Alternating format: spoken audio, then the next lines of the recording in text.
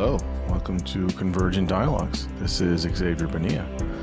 On this episode, I am fortunate enough to have Nicole Barbaro on for a second time. Previously, Nicole and I had a conversation on episode 19 entitled The Labyrinth of Attachment Theory. And in that conversation, we spent much of our time talking about a lot of her work and research with attachment theory. And she has more recently been doing lots of work in higher education. She has a PhD in psychology, and she has an emphasis on evolution and human development. But she currently is a research scientist at WGU Labs and is also a professor. And I wanted to have her on again to talk about higher education. That's much of her day job and many of the things that she's thinking about and writing about. And so I wanted to have a pretty long conversation about all things higher ed. And that's what we did in this conversation. We start out by talking about some of her work in higher education at the moment. And then we get into just really talking about some of the many nuances within education at large. We talk about why mentoring students for professional development is important. We begin to define education in general and talk about what it is and some of the history and some of the political aspects. We talk about how we see the role of the federal government, especially Department of Education in the United States, in overseeing and regulating education. We talk about merit versus meritocracy, along with standardized tests and entrance exams. These have been common topics of conversation over the past couple years. We talk about a lot throughout the conversation the challenges of scale for a large country's education system. The United States is the third largest country in the world, both I think in size and also in population. And so, when you're trying to educate, hundreds of millions of people, it's super important to think about scale and how to regulate that and manage that. We give some numbers in the beginning, and so I wanted to, just population numbers, so I wanted to correct just so I could have one place to kind of get the accuracy of it. We had a bit in the conversation, we were talking about how fast, growth was in the United States. And so the correct numbers are, in 1900, the United States had roughly about 76 million people. We finally got to 100 million in 1910. And the recent census has us at just over 330 million people. So as you can tell, in 100 years, we have increased by, over 200 million people. So when you're talking about, okay, well, what was education like in 1890? Well, we had, just under 70 million people. Now you get 100, plus years later and a century later, we have, 200 million more people. So education is going to look a little bit different. And so that's what we kind of wrestle with, and how do we look at that? We talk about a public option for education and why it's important. We wrestle with this idea of that people tell students or young people that they can be whatever they want when they grow up. And we talk about how, is that true? Is it not true? Obviously, we don't want to squash people's dreams, but we also want there to be some kind of realistic basis for, encouraging people to explore education. We talk about how we value, or how we should value, all the jobs that people have. We talk about lack of good quality teaching as one of the fundamental problems in higher education. This is a big passion for Nicole and something she talks about a lot. We talk about synchronous versus asynchronous learning and teaching. We talk about the process of formal training and education and why simply information gathering is only half the part of that. We talk about alternatives of improving teaching in the classroom. We talk about DIY and kind of education influencers. It's kind of a new fad. We briefly touch on woke activism, critical race theory curriculums, and some of the anti-woke resistance in education. We talk about homeschooling a little bit and give some options for improving the future of education. This was a really, really fun conversation to have. Both Nicole and I have many thoughts and opinions about higher ed, and she's well informed on this, way more than I am. She's in this stuff every day, and so she was a really, really good voice to get on here again about this topic. She's a fantastic person to have a conversation with. It's a lot of thinking out loud and just kind of, brainstorming about, ideas and problems and solutions. And I think we did it mostly in an organized way, but I'm really proud of this conversation. Again, she's just a lot of fun to talk with, and she's a really sharp mind and a good thinker. So hope you all enjoy. And now I bring you Nicole Barbaro. I'm here with Nicole Barbaro. Hi, Nicole. Hey, how are you doing? I'm doing well. When I talk to people, many times I'll say sometimes, you're welcome anytime, or I'd like to talk to you again about other things. And I think some people see it as a throwaway, but I sincerely mean it. I've had a few repeat guests, and I couldn't wait to talk to you again. And so here we are. So thank you for coming on again to talk about something pretty much, I think, entirely different from what we talked about last time. So I'm super excited. So thanks.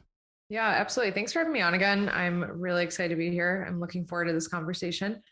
I feel like I don't get to talk about all these wonderful topics that we've planned out as often as I would like. So it's a nice change from the evolutionary front. Yeah. I mean, people that listen to the podcast know I talk a lot about, biology or evolutionary science or psychology or the intersection of that stuff. And I love that stuff. But I do also try to branch out as well in different things, even if I don't feel as if I'm an expert or I have anything valuable to say. And so that's where I just find really awesome guests that can do all that for me. So, so today we're going to be discussing education, and I think probably hover around higher education for the most part, but I think we'll probably, just kind of branch, have a good frame of education at first. So maybe it might be helpful to tell listeners kind of what you do currently, because that will give people a kind of grid of where you're coming out of now, and kind of how you're in this stuff a lot more than I am, and a lot of people, other people. So just tell us what your day job is and what you're doing for much of your time. Yeah. So as you mentioned, my day job is working in the higher education space. So, I have my PhD in psychology with a focus on evolution, human behavior. But since I left, I kind of did the all to ACT route after my PhD. So I am employed as a research scientist. I'm working in the intersection of higher education, education technology, and in a nonprofit. So like the company I work for is technically nonprofit. So it's this really interesting space that's really given me kind of a bigger view of higher education. And I'm sure we'll talk about kind of the diversity of models of education. So I'm working in a very different type of education environment than what I was trained in and what I, spent my college career in. So during the day, right now I'm a research lead for our college innovation network. So I actually work with about a dozen institutions across the country that, ranging from community colleges to online schools to, your more traditional four-year public university. We work with them to implement ed tech solutions, identify what their students need, how we can help them through that process. And then my main role is running all the evaluation research to make sure that, if we give something to students, it's actually having an impact on them. So that's what I do most of the week. I also do teach one class a semester at Utah Valley University.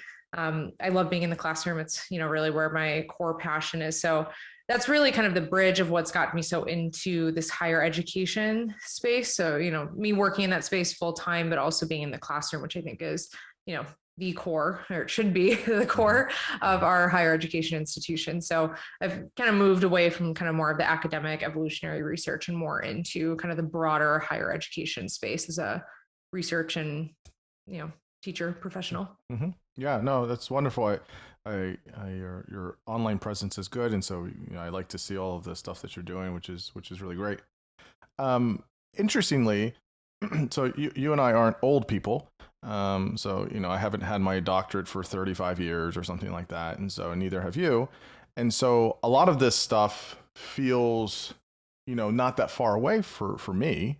And I think, you got your doctorate a couple years after I did. So I'm at 2020, January 2020. Yeah. So I'm, oh God, I'm at six years now since my doctorate. Jeez, 5 or 6 years, something like that. So I've had some time from having it, and but it wasn't that long ago that I was, a full-time student, and I was a grad student, and I was in school for, all of my 20s, and so similar for you. So I feel very close to a lot of this stuff in higher ed because I just did that, and so is any of the work that you're doing now, is there any, I don't want to say personal kind of connection to it, but like a sort of kind of, passion of like, oh, like I was just on the other side of this like 2-3 years ago, and now I'm, post, degree, and now I see all, I saw some of the issues, and now I see all the issues in a different light. Just how is that, I guess, for you personally, just from your kind of sequence of doing things? How was it to kind of be in one space, as a student and all that, and now on the other side, what is that kind of, like, and how does that inform the work you do? Yeah, that's a good question. I think I have a few ways in which kind of being removed now from kind of being a student for so long has kind of informed my perspective. One, in how I approach the classroom when I'm with my students. So I teach undergraduates, and now that I've been out in the quote unquote real world for a couple years as, a professional, even still in the higher education environment, it's made me realize that as an instructor, like there's certain things that I used to harp on a lot when I was, teaching as a graduate student or experienced myself as a student, because most of the time we're taught by tenure track faculty that, went straight from PhD into academia. There's a very kind of rigid set of requirements and focuses and approaches to the classroom. In psychology in our field, you got to harp on APA format is like the most important thing you'll ever encounter in your life. Right. When you actually don't use it for nearly anything. So formatting requirements, make sure I can understand it. If it's double space, single space, I don't really care. I'm much more liberal in the classroom with like kind of these nitty gritty things that get kind of like pounded into your brain as a PhD student that are super important, which you realize actually aren't. So just, kind of how I approach some things in the classroom with regard to that. Another, which, is kind of more of like a personal passion kind of thing of mine. It's not really part of any of my roles, but I speak a lot to current graduate students that see that, myself, despite going for my PhD and being on a very clear track to get a tenure track position. And then I think a lot of people were really surprised when I didn't, and, when I announced like, oh, I'm just like doing this other thing instead of, announcing my assistant professor position at whatever university. Right. I think, I got a lot of messages, like people were really surprised, just because, I worked really hard to build up my CV to get that job. So a lot of people were surprised, but I have so many students reach out to me now, like, hey, can I talk to you for 30 minutes? Can you, I'm wondering if I should leave, or I'm curious, just about like other options. So I mean, I talk to a couple of people a month, probably. I've, 2 calls set up tomorrow with some people that are interested. So I do that a lot, just like on the side, to help other PhD students at least realize that there's other options out there besides becoming a tenure track professor, and kind of at least give my experience, my N=1 experience of, there's life after a PhD, there's life beyond a tenure track professor position. There's just so much that you don't realize. I always describe it as kind of like a game of Zelda, or like any of those other games where like you start off in like your little box and like the whole map's dark. And you're a PhD student and you like don't realize what's out there. But as you kind of just put your foot, start exploring a little bit, all of a sudden, like all these different options open up. And it took me a long time to get to there because I didn't really have any advisement in that area as a PhD student. So that's given me a lot of perspective. So I really try to give back and share my experience, my blog, and just with talking to people and just giving whatever advice and experience I can to hopefully help other PhD students realize like there are other things you can do. Yeah. Yeah, no, that's really wonderful to see that kind of mentorship. I mean, yeah, I teach grad students, and some of them will ask me. Sometimes I'll talk to undergraduates as well. And, you know, students will be at different points in their educational placement, if you will. Mm-hmm. And so depending on that, I'll usually tell them, I'll say, look, you know, my first question is always, well, what do you want to do? Like that, not who do you want to be, right? Not what title you want, like just what do you want to be doing? And a lot of the times, you know, they'll say one thing. I'm like, yeah, you don't need a doctorate for that. And that's not to push people away or say they can't do it, or it's just not really advantageous to spend that time and money. Now, sometimes people will say, well, I do want to do this. And I'll say, okay. And then the first thing I say is, you know, it's not about, can you do the work? Can you pass exams? Can you write papers? Can you do projects and presentations? You know, it's just, do you have the resilience and the stamina? Because it really is, it is 120% a marathon. And everybody at a certain point in a doctorate program wants to quit and feels like it's not worth it. That's just how it works. And I've known people that have done that. They just were fed up with it. And so I usually just same question though, what do you want to do after that? Right. And, that's hard for people that are like 20, 22 to be like, oh goodness, like, I don't know. That's another 6 to 8, 10 years. I don't know. I mean, I just want to do this. I just, you know, and so I think it really just depends on what a person's, you know, kind of certain calculus is for their life in terms of their career. And, you know, a lot of times that's still kind of gray and ambiguous, but, you know, I think if they have, you know, I try to, it sounds like you do as well, just try and kind of give them the real stuff I didn't get, the conversation I wish someone gave me. I have no regrets about my trajectory and how I did things, but it would have been nice. And also, you know, just try and give them some sense of framing of how they want to do things, because there are many obstacles in higher education at this point. So. Yeah, I absolutely agree. You just need to, it's just about getting people and students, especially the information, making sure they have all the information of all the different options so they can make their own decisions of what's going on. Mm-hmm.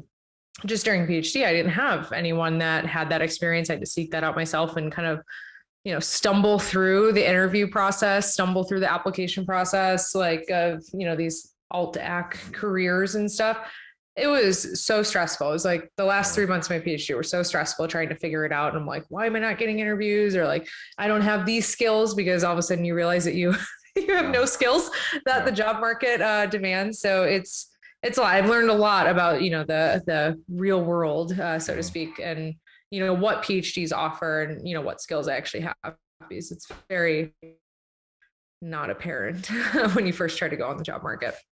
Yeah, I think it's unfortunate. I mean, there's usually 1 or 2 tracks, and if you're not doing one of those 2, then it's like, well, I can't help you. Don't know what to do. You just have to figure it out. And that's just, you know, you spend, you know, years and money getting a degree and experience, and you're like, well, if I just don't do one of these 2, then what? Like, you know, it's just, it is, there's a lot there that needs to be fully kind of excavated, and, you know, how do we kind of plow forward on that?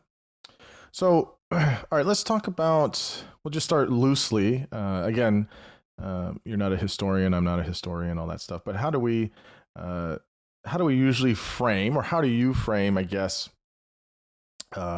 education? You know, how do we, when we're talking, we'll get to higher ed, but when we just talk about education in general, right? In terms of, I should probably say, formal education, but we can start with just education and then kind of formal, informal. How do you usually think about that in a very broad sense, and then to more like kind of a formal sense? How do you think about it typically? Yeah, this has been kind of a question of mine that's been kind of rattling around in my mind for a couple years now. You know, I think there's an important distinction between the process of education, which I think is a very evolutionarily core process of how humans especially interact with each other, that we're more familiar with, and that is mostly going to be what we talk about today, I presume. And there is a lot of overlap between that, but there are differences between that. And I think as our depending on kind of the institutions that we look at, especially in higher ed, there's a big diversity of, different types of education institutions using different philosophies and approaches and assumptions. Humans are really unique in the fact that we have built these very formal, institutionalized mechanisms for educating individuals, whereas the notion of education is, very core to who humans are. It's how we interact. It's how we develop. It's how we learn. It's how parents interact with children. So I kind of think about it in those two different ways. A lot of overlap, but there are these kind of distinct things. And the main question that's been rattling around in my mind is, how do we take this very evolutionary process of learning and teaching, which is, basically what I think education is learning and teaching. And how is that produce the institutions that we have? Where are we not really aligning our institutions with how our brains are supposed to, or best evolved to learn and teach in those ways? So that's kind of been a question. I don't have the clear answer on that, but it's just kind of this background noise that's been floating around in my head for a little while now. Yeah, I think I agree with what you're saying. I think with education, it's, there are many things that could be very loosely defined as education, I think. But I think when we're talking about formal education, that there's a particular, this will lead to my next question, but there's a particular importance, in my view, of we need institutions because institutions provide many things. They provide standards, benchmarks. It's a whole apparatus of a support network, resources, but it also is the thing that we can scale in a way that makes sense for everybody. And when you start talking about various forms of, do people have access and opportunity to have education? I think you need various institutions to have that. If everyone is kind of doing their own thing, ostensibly, sure, people could do that, but you're going to just get, 70 different ways of doing it. And that's not going to be very helpful when you're, again, talking about scaling things. And so I think as we have evolved to have educational institutions, and there's a whole, subcategories of that I think are important. But yes, I would agree. There's a element of observation, element of modeling. There's some element of how do people learn and retain that, and then spit it back out into the world. And so I think all of that is kind of within education. I guess more specifically within United States, I'm sure other countries have some dichotomy of this. Again, not a history lesson, but Department of Education didn't exist before 1979. We currently have the Department of Education that oversees, education in the United States at all levels. How do you see the utility of national government or federal government, if you will, for education? There's plenty of people that vehemently oppose government involved in your child's education or even at a higher level when you're in college and university. But how do you think about this kind of contentious attitude that some people have of federal government being involved with educating people of all ages? What are your thoughts on that? My general thought is that overall government is good for education, but we'll have the big but afterward. Sure, yeah. I think you make a really good point that government kind of infrastructure around education, especially K-12 education, really does allow it to scale. Educational institutions exist as a scaling mechanism for cultural evolution. It is so you don't have to relearn, basic math proofs over and over. You don't have to refigure out the laws of, the physical laws. You don't have to refigure out all these things all the time. That's why they exist. It's like a repository of human knowledge that can be more efficiently, transferred to other generations throughout, this education system. But I think we're at this really interesting point in our current society with how, especially in the US, with how polarized and seemingly unstable things appear to be right now, that education is really at a crucial point of we're going to keep tipping away towards this more privatized, non-government kind of regulated education system, which is argued by those who advocate for that position, to be better for individuals. School of choice is going to solve all the problems. The government, doesn't co-parent my child, as, the popular meme that's been online. Ultimately, though, I think that's going to lead to worse outcomes for society. It will, I do believe, lead to better outcomes for the top portion of individuals. But I think moving in that direction is just going to exacerbate inequality that we already have as a result of our system. So I think government is a net good for education, but that certainly doesn't mean that there are not a lot of areas that we can improve upon and use science and what we know about how children learn and develop in the optimal way to modify our education system. But as with most things, I don't think tearing down the system and dismantling it is, really the most practical solution and way forward. So overall, I do think government has a place. It's good as a society to make sure we have a literate, functioning, cohesive society. It's good for higher education, especially with the explosive costs of higher education, to have some sort of regulation. So if you're going, to an accredited program, at least you're getting, kind of something for the money that you're spending. And so you're not getting kind of swindled and leaving students worse off in those ways. So there's definitely room for improvement, but overall, I think it's a net positive. Yeah, I firmly agree. I'm a big believer in reforming institutions, not burning them down to the ground. I've talked about that in different contexts here. I definitely believe that with education. And I just think it's a lot of the times, much like it's important for the scalability of things, I just think it's also super important because of how large and how diverse we are. So exactly what you're saying, if we just make it all about privatized and school choice and, everyone's doing their own thing, literally, whether that's at state, city, or community, or even down to the family, you're just going to have, 200 million different ways of doing it. It's like, that's not feasible. Like, how are you going to be able to compete with other countries? How are you going to be able to ensure that people are educated well? How are you going to be able to, and you can't say like, well, that's my problem. It's like, well, yeah, but then it does become down the line, your whatever city you're in or whenever, places that you're at, if, people can't read and write, or some people read and write too well in terms of they're just far exceeding their peers, like, normative things would be a mess. I mean, there's just so many problems of trying to scale that. I'm not saying that we can't have a spirit of that. I can't say the elements of that. But, I just think that when you have a large country and you have a large economy, both in size and people and everything else, you have to have some type of centralized way of doing things. So I don't think we disagree there. I think we're pretty much in agreement there. Yeah, absolutely. Okay, so what about what are the big things? I'm sure we could spend 10 hours talking about this alone, which I don't want to do, but is this idea of merit versus meritocracy.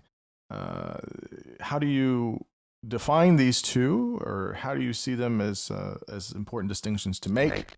And you just start with that, and I have some follow-ups. But how do you see the difference between merit and meritocracy?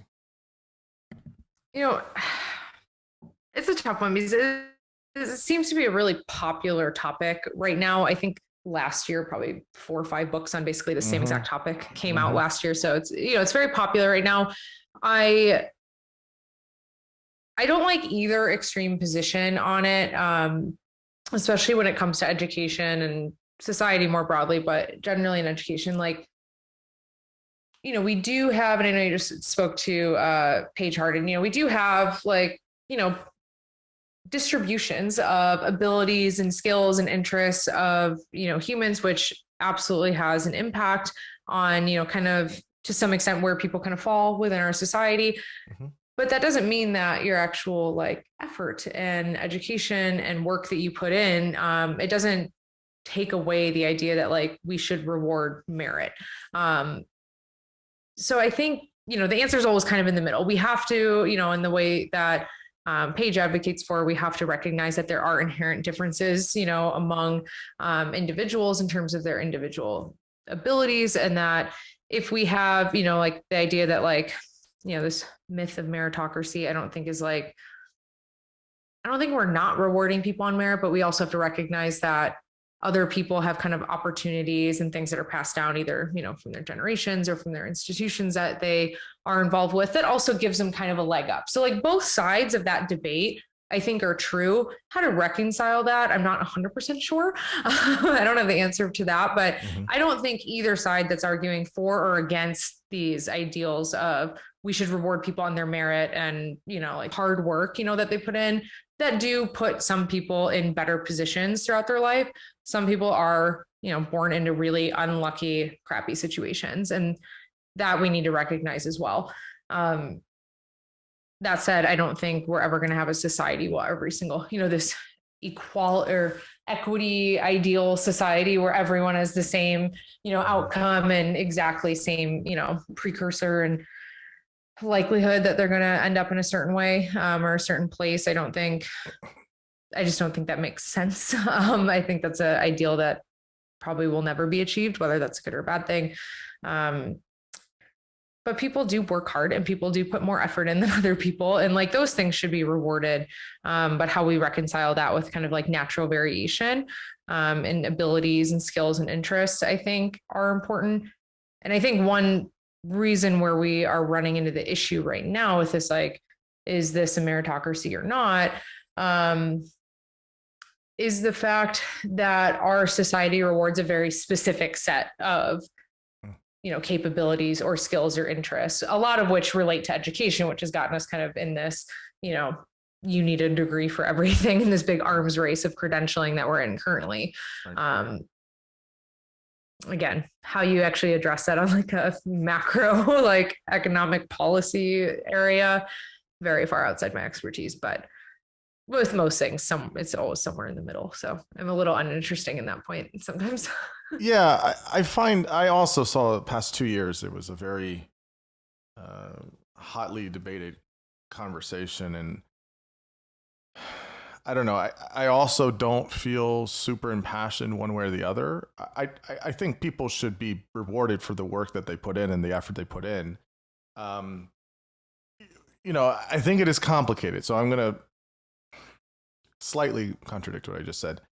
I do think that it is more,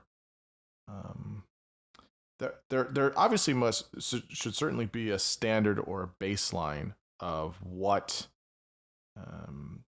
do we see as a kind of benchmark of what you should obtain or achieve in this grade or with this particular class or with this particular this accredited body, you need this things for these degrees, etc. Like, fine. Or, think about this in terms of entrance exams, things like that.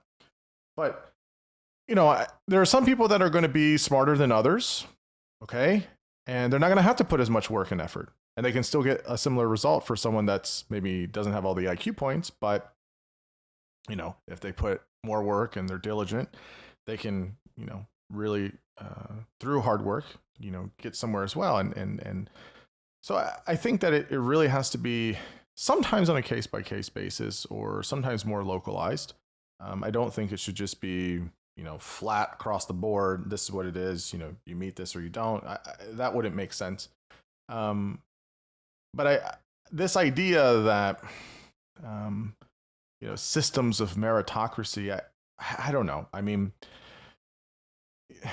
Ivy League schools are, kind of got picked on for this stuff. And it's like, that's kind of always been the case. Make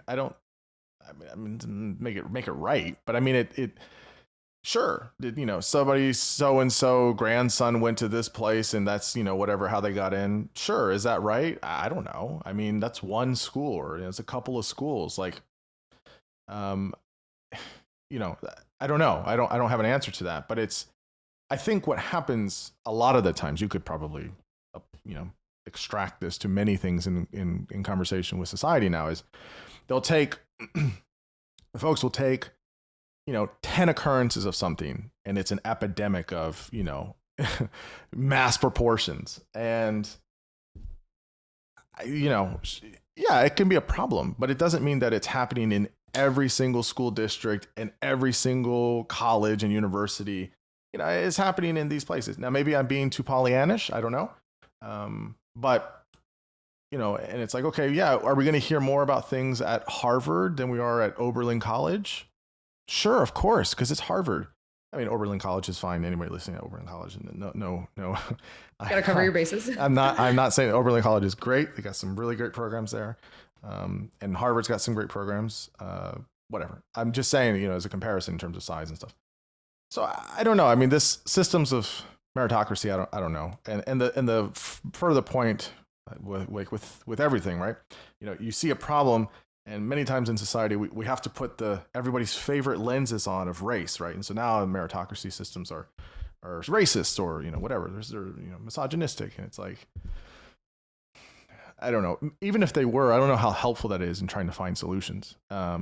So, and then this thing kind of gets really again confabulated with merit. It's like, should we not? Because then the answers to some of this stuff were, well, because the system is really messed up, we just shouldn't have SATs anymore. Well, we shouldn't have any of these entrance exams anymore.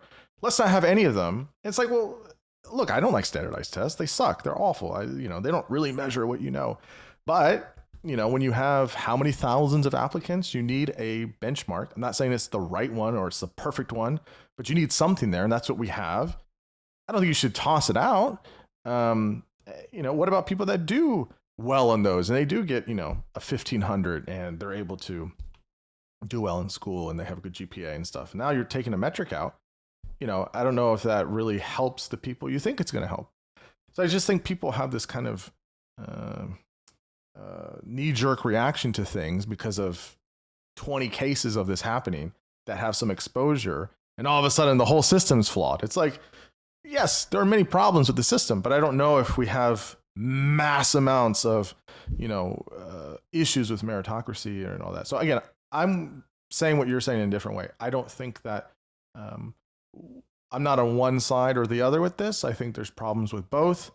I think the answers probably lie somewhere in the middle, and that just makes it harder to find because you need people invested in that to try and say, okay, well, what about in my community, or what about for, this, school that I'm teaching at, or, how do we try to do our best? And, I don't think there's a silver magic bullet and whatever silver, bullet for all this stuff. So. Yeah, I think something that's become more clear to me working in education, outside of kind of this, more traditional faculty model. I am employed by a very kind of new progressive type institution. We do competency-based education fully online. So I've kind of gotten exposed to like a very different type of educational model, which has really opened my eyes to a lot of these different kind of issues that, we've been talking about of like, okay, there's definitely flaws in the system. I don't know if we have a better system to replace it with. So like, this is, usually the big problem of like the narrative of like, let's dismantle and tear down the system. And I'm like, okay, but now what? What's next? What do you replace it with? We've seen a lot of policy changes in education over the past year, the SAT and ACT standardization entrance exams really going out the window. We've even seen a few cases at the K-12 level of, I forgot what school system it was, I think somewhere in California, but they like got rid of like all requirements basically for like math and reading to graduate high school. And I'm like, what function is that doing for anyone involved, either at the individual or societal level? But what my experience is over the last couple of years, kind of working more in like as a professional in education, has really showed me is that scale is really the limiting factor. Yeah. And really the core problem, scale itself is not a problem, but it imposes a constraint on change in a way that we haven't really experienced before in education. As you mentioned earlier, kind of standardized education, especially, even like mandatory K-12 schooling here in the US. And as a note, pretty much everything I'm talking about in education is based in the US, because that's where my knowledge base is. So just as a blanket flag for anyone listening, standardized K-12 education is new. Community colleges are new. The scale at which higher education is occurring and the pace that it's occurring, also new.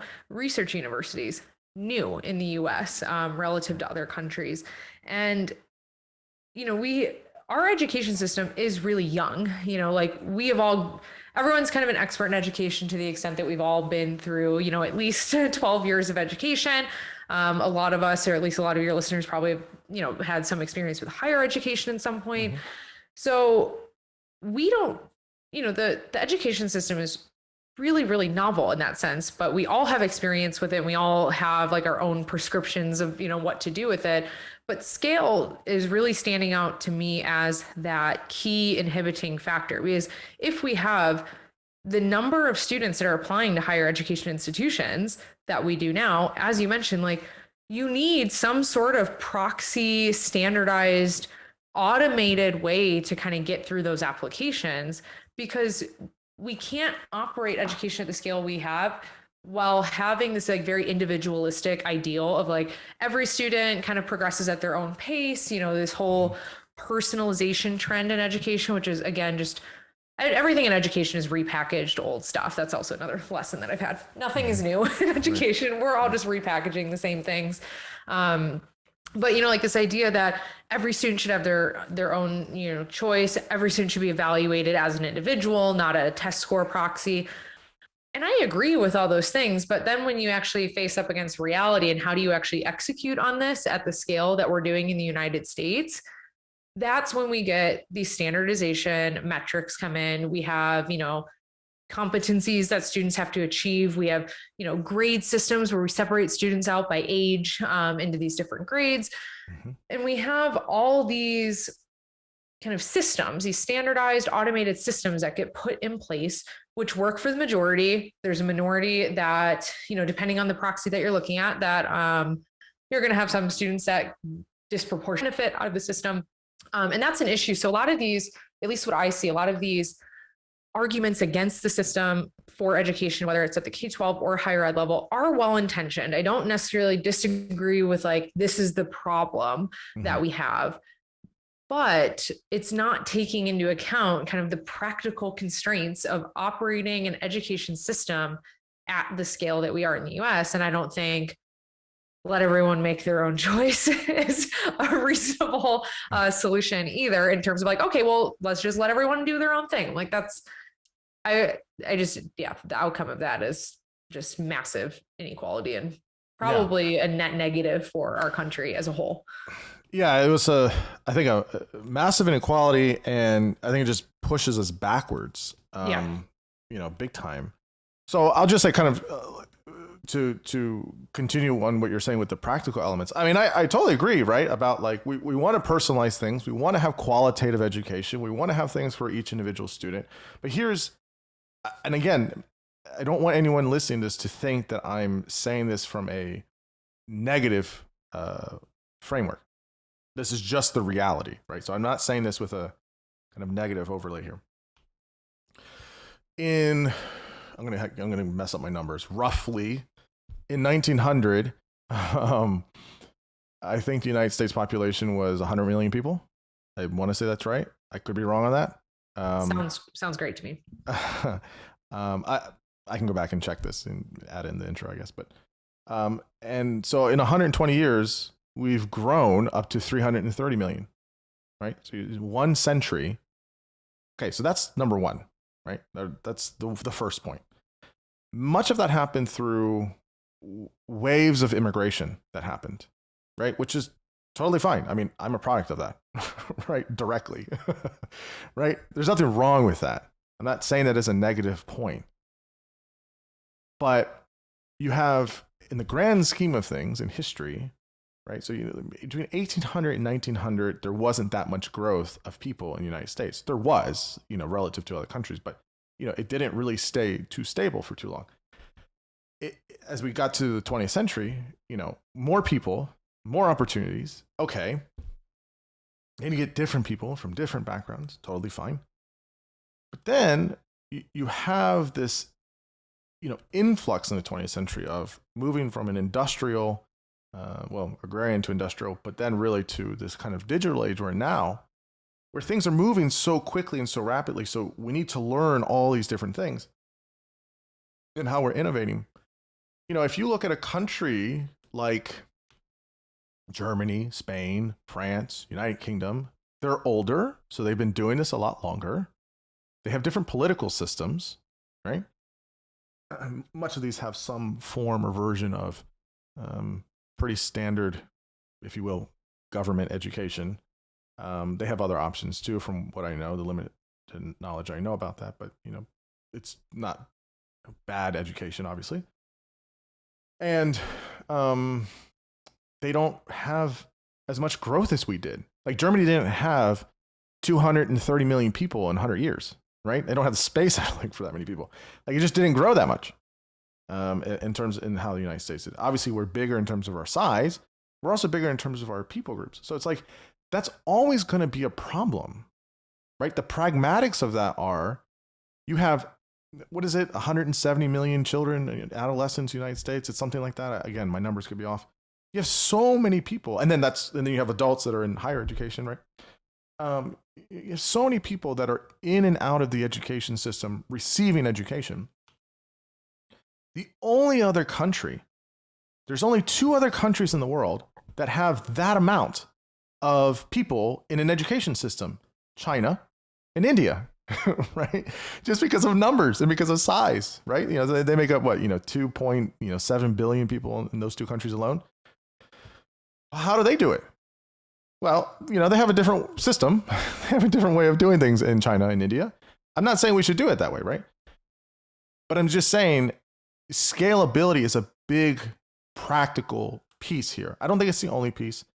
I just don't know, for a country that is as big as us, as innovative as us, with as many people and as many people in the education system, how school choice and personal liberty of how you want to do things for your own children or how you want to do things for yourself is going to be really helpful, especially when we're competing with 2 other countries that make almost 3 billion people on the planet. I just don't, that doesn't seem feasible. I get people don't like government telling them what to do. I get they disagree with curriculum. I get that there's going to always be serious issues. That's totally fine. But we also had exponential growth. We're still continuing to grow. We still have many challenges. Having, 200 million plus people going their own way of how to get educated just doesn't make any fucking sense. I don't understand that logic. I don't know. What do you think? Yeah, I mean, I would generally agree with you. I don't know, like I mentioned, I don't know enough about international education systems to make any strong comparisons there. But I do think that, a lot of comparisons are often between the US and European countries. That's probably the basis for most of our comparisons, which, any of our public policy is very different in how that actually in practice works out in the United States because of the things that you mentioned. One, we're just a massive country size-wise. People are really dispersed. We have, about half of people living in like smaller towns, smaller communities. We have half of people living in really large urban centers, which have very different practical problems and cooperation problems that individuals need to work out, like on a policy level. But we also have large numbers. So we're doing education at a scale that a few other countries are doing. And it's difficult. So I agree in the sense of, okay, let's just dismantle the scale and just let, 200 million people, that are in charge of, child education, their own education, just do what they feel like doing. I don't think that is going to help anything. I do think about the problem a little bit differently between K-12 and higher ed. I think privatizing and school of choice in K-12 is a really poor decision for our country. Open to changing my mind on this. K-12 is kind of a new area that I've been investigating and thinking about. But I think we already have so much inequality in our educational institutions across, urban and rural areas, high and low income areas, that I think allowing school of choice is only going to exacerbate that inequality, with students at the very lowest end really losing out a lot. I do feel education, like publicly funded higher education institutions, especially at the community college level, especially at kind of our 4-year institutions, I think is a really good idea. So this is, very much in the John Warner sustainable, resilient, free ethos of we should have fully funded public education, especially if we're going to shove everyone into this college track, then we should at least have that available for them without, students going into tens of thousands of dollars in debt for education. But on the other hand, with higher education in particular, I think we do have some benefits to kind of experimenting with these kind of different types and models of higher education. Again, for like our country, just having like the purpose of K-12 education to me is to have kind of a informed, literate, functioning baseline for all citizens in this country. And I think as a country, that should be something that we are investing in far more than we are investing now. And I think it's only beneficial at the higher ed level because higher education is optional.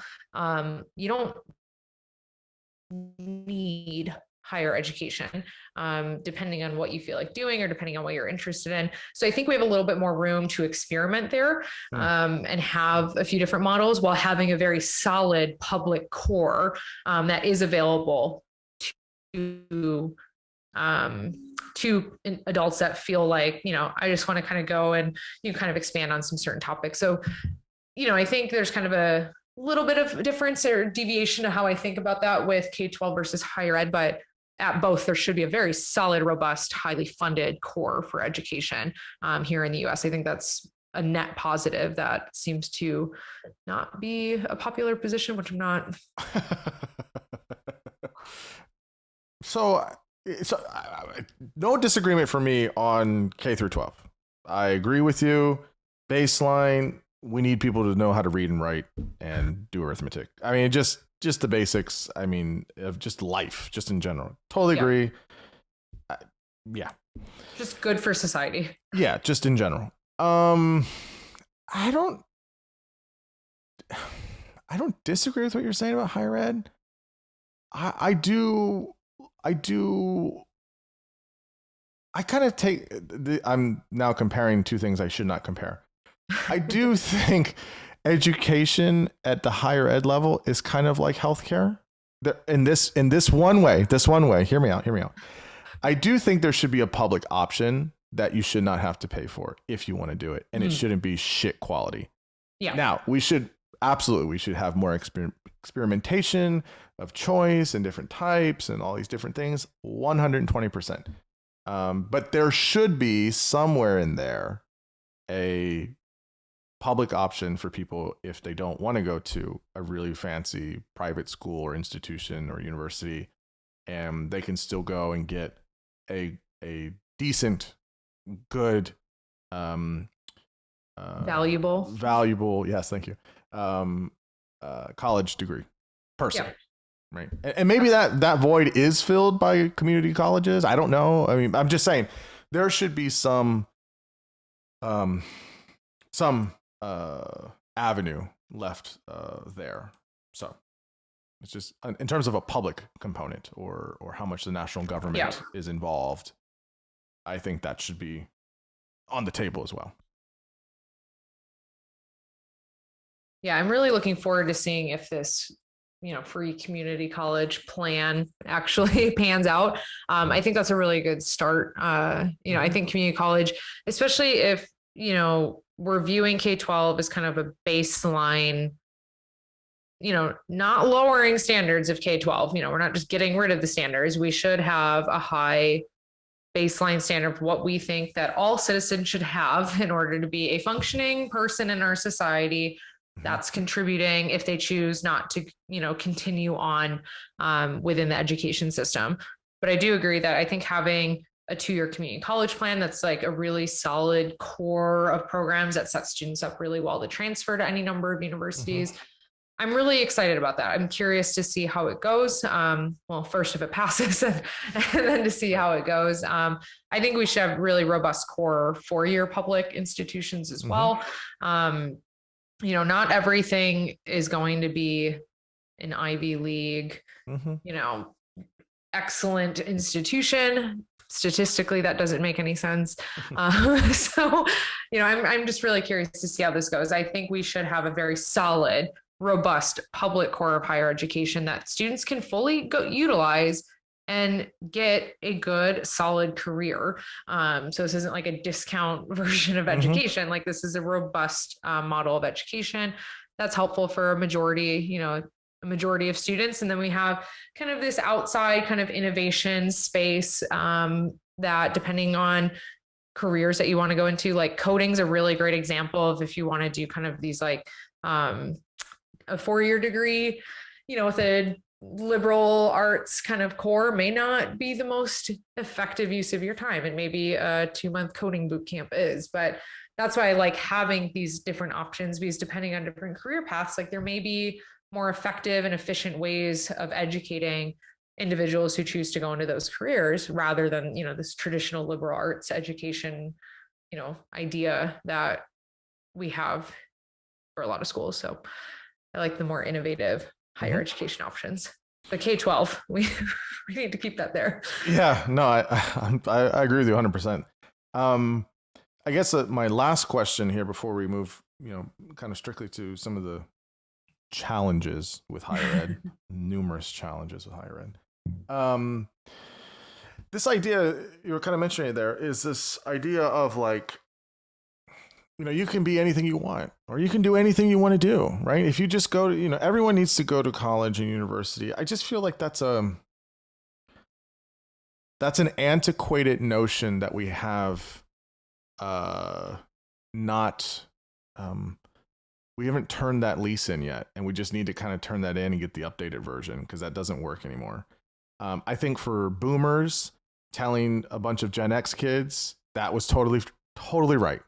You need to, graduate high school and get a 4-year degree, and you're going to be set on the golden path. Okay. Gen X kids told some version of that to a bunch of millennial kids. Yep. Okay. And then as that started matriculating, then it was like, 4 years ain't going to cut it. Now it needs to be a master's. Now maybe it's a doctorate or some specialization or something like that. And now we have many other issues. Even still, because of many reasons, how do I say this directly? Nobody can do anything they want to do. It just can't happen. I'm sorry. Break the news to anybody. You cannot be anything you want when you grow up. It's just not. I have told my daughter this since she was very young. So everyone that wants to dogpile on me online, tell me I'm a horrible father. That's fine. No, look, I would love to be a physicist. I think physics is so cool. It's so cool. I do not have the IQ points, and I am never going to have the IQ points, and I don't have enough. I mean, that's just number one. Straight up, I don't have an IQ of 135 plus. I just can't do the math for physics. I can't do it. I'm decent at math, but not that decent. Yeah, I'm not that good. I cannot do that. Doesn't matter how much I love it. Doesn't matter how much effort I put in. Doesn't matter how many, how much tutoring I get, or how many classes, or how many books I read, or how many whatever. I can't do that. I cannot do that. Right. I'm not going to be an astronaut for the same problem. Right? I mean, I could probably do there's a handful of physical labor jobs I could do. If I want to be an Alaskan fisherman or something, I could probably do that. I could bulk up enough. I could do that work. But then I don't want to do that. I don't have the interest to do that, right? And, I don't have the wherewithal. I don't have the, I'm not in that environment. There's just so many things on all different sides where there's just things I will never be able to do. And that is true of every single person. Now, people may disagree with me on that. That's fine. I don't have a problem with that. But I firmly believe that. My view is more and more, especially as I get older, is why are we wasting time feeding this meme to people that they can be whatever they want when they grow up, right? I understand kind of the spirit of that. Like, oh, your possibilities are limited, You don't want to no just limits. squash dreams. You don't want to squash dreams. I understand that spirit, and I think that's fine.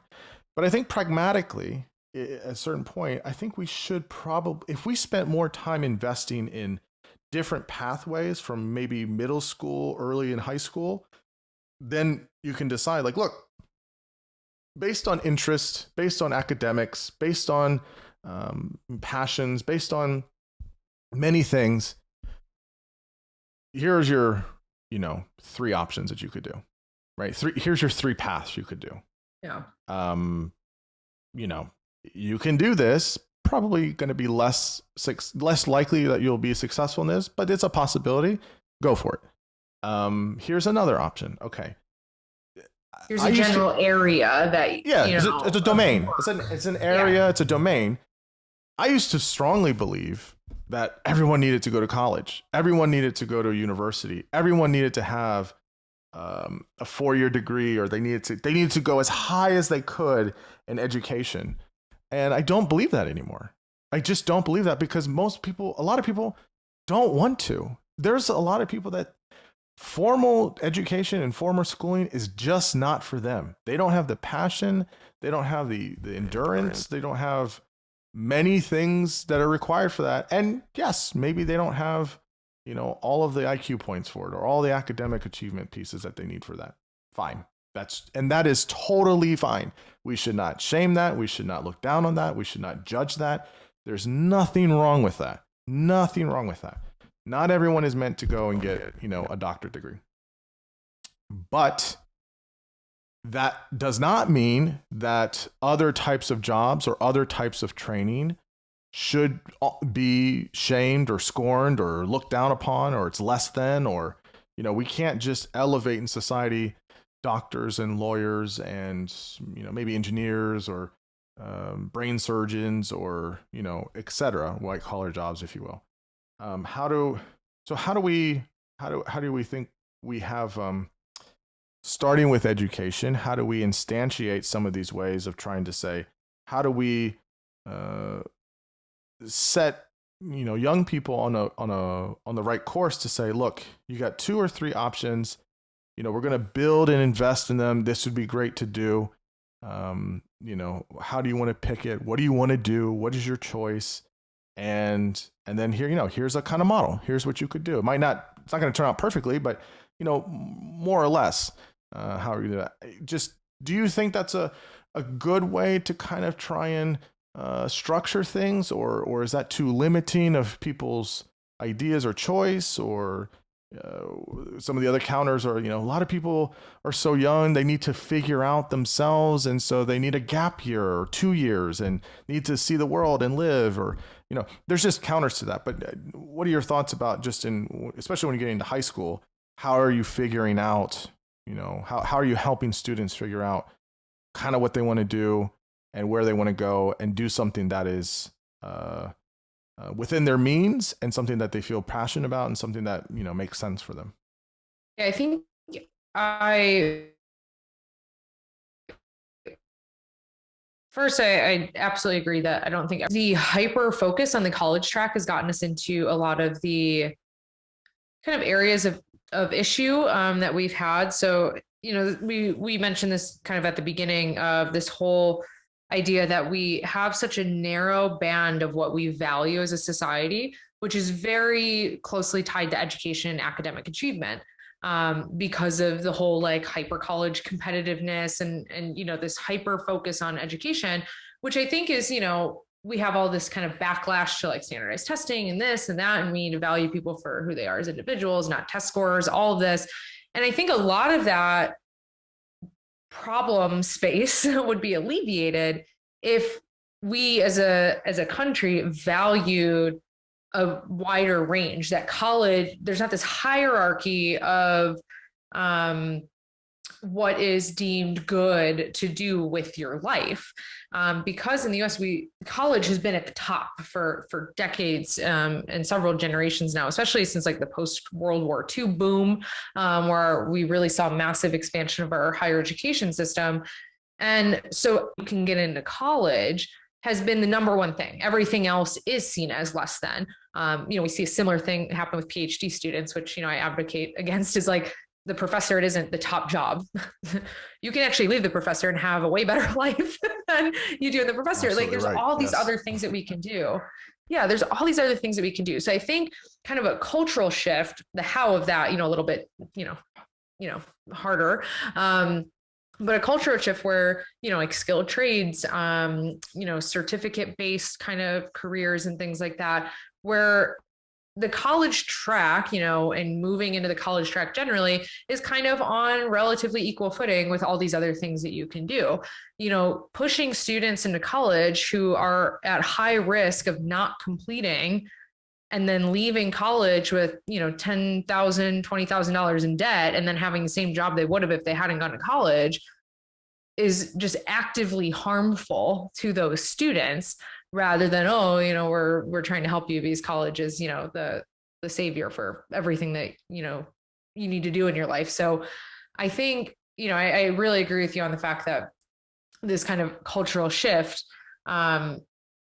moving toward valuing all these other occupations, is really, really valuable. And this is why part of I think we're seeing a little bit of this shift now, in the sense of kind of these alternative higher education offerings for things where, especially for coding based disciplines, you don't have to go to college anymore. These used to be very, prestigious kind of programs that you could go into, but now, we have all these alternative school and program boot camp type things, precisely because that discipline and that skill is a skill that you can easily demonstrate. You can write code and it does something, or it doesn't. Like, it's a very yes or no outcome to that specific skill base, which is also why that type of discipline lends itself to all these alternative things. You don't need a 4-year degree to signal that you know how to code.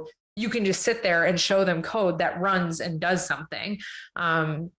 So I think this is where we're starting to see a little bit of a shift in higher education with a lot of these different alternative models. This very big push currently in the space for like kind of these credentialing or like micro certificate or micro credentials. So not a 4-year degree, really like trying to be able to quantify your skill set to employers and things like that. So I think we're starting to shift in that way, of really moving towards what can you actually do.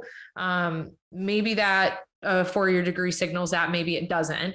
But I think we're starting to see a little bit of shift where like, you don't have to go to, a traditional 4-year, you don't need a traditional 4-year degree from a traditional institution. There's kind of these other things that are here, that you can use to demonstrate your knowledge and your skills and things like that.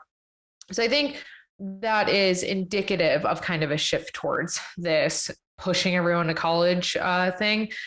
But I don't think it, it's a piece, I don't think it's a full fix of it.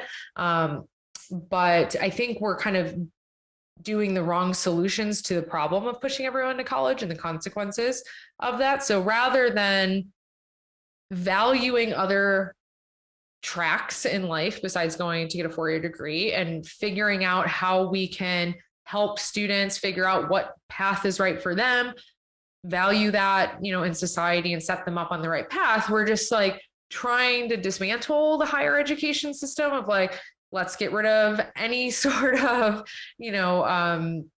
competency or regulations or testing or anything of that sort. We have the right problem, but we're kind of thinking about it in the wrong way overall, and then putting kind of these ridiculous solutions, I put those in air quotes, solutions in place, rather than realizing that a huge number of students drop out of college.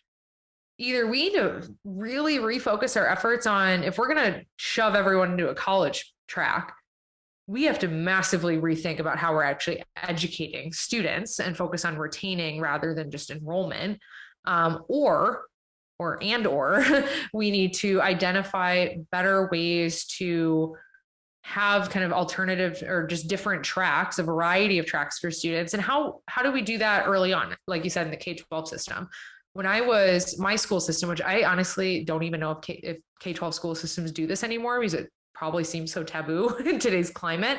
By the time we got to high school, we had 3 different tracks. Like there was a remedial track, there's kind of like the average student track, and then there's like the college bound track of courses. And you started that like freshman year. So, in depending on where you were in, like my track, I was in the college track. So it's like AP classes, and I went to a small school district, like in Michigan. I look at the rankings now, like I went to a very like mediocre, not great high school. And when I got to college, I was like, wow, I have no idea what I'm doing. But they gave me the couple AP classes that, they were able to offer, and, funneled me into that track. Whereas we had a lot of vocational courses too at our high school. Whereas if you're in like the lower 2 tracks, you would be more likely to go in the culinary courses and the auto shop courses and the woodworking courses and things like that, which, to be honest, I don't even know if schools do that. Is that kosher anymore to do? Some places do, I think, depending on the district or whatever, but I know it is very much a lost art, if you will. We're phasing this out. Yeah, that doesn't really happen anymore. No. Yeah. And I think that's one of the things that some of the other larger countries may be doing more effectively. One, valuing a variety and diversity of different life tracks, like how you make a life for yourself and your family, and also advising students better on what makes sense. And again, it's not, as you said earlier, like you can't do this. Like, I agree that not everyone can be anything, but I also like to think that there is a little bit more room than you can go into something. You may be, someone's got to be in the bottom 50%. So, maybe I could go to physics and I'd probably be a pretty bad physicist, but I could still be a physicist, Sure. So, you don't want to say like you are not capable of that, because you may be capable of that, but maybe you're not going to excel at it. That's and fair. Some people are okay with it. I knew a guy in graduate school. I always love this. He's like, I am totally fine with being a big fish in a puddle. He's like, I would be happy to be a big fish in a puddle and like live my life out. I'm like, wow, what a like relaxed mindset, So like, you don't have to excel at everything. And that's, I think, another thing of our culture is like anything you do, you have to be the best at. Yeah. Why can't we just kind of be mediocre at a lot of stuff? That's okay too. There's, some people are going to be exceptional. Some of us are just going to be slightly above average at a lot of things. And hopefully as a package, we're interesting. Yeah. I mean, I think people probably don't want to shoot for mediocre, but yes, if it happens, it's fine. And we shouldn't feel like our sense of worth is gone as a human being because of it. I guess the real crux of it, I mean, you put it out nicely, is, and I do not have an answer for this. I don't think look, I am absolutely fatigued and over it with the solution, scare quotes, is to everything is we just don't have rules. We don't have regulation. We don't have anything centralized. We don't have anything governing anything. Everything has to be splintered out into what you can do. And because you have the internet, you'll be fine, right? You'll be fine to figure it out. Well, we tried that this past year, and we know that students absolutely, on the whole, did not like it. It doesn't work. It doesn't not work, but it also doesn't like do anything better. Right. It's a fine Band-Aid. But I just don't know on everybody's part, how do we have all jobs or most jobs? How do we as a society and a culture give them value? We value some more than others. That's just a fact. People don't value the person that sits you at a table at an Applebee's. People don't value the person or the job of cleaning the toilets at the hotel. And it's got to happen until we get all the automated robots. A person's got to do that stuff. And, I don't think most people have disdain for those people. They just don't value the job. Yeah. And look, I mean, it might not be a sexy job, but it is a job that can have value because you're contributing and you have a way of organizing your life, and it does certain functions for your basic needs, and you can still do other things you enjoy. Like, we have to value certain trade professions, certain what we currently have as blue collar, quote unquote, jobs. And I don't know, even though you and I are both experts in our field, right? Even though we have a doctorate and we worked hard and we have all that stuff, I don't know, maybe because, I know there's a lot of blue collar families and jobs in Michigan, right? It's a good Midwestern place. And both of my parents were blue collar and still are. Yeah. So I don't know, maybe there's just something in my story or my background where I just, those folks were my family.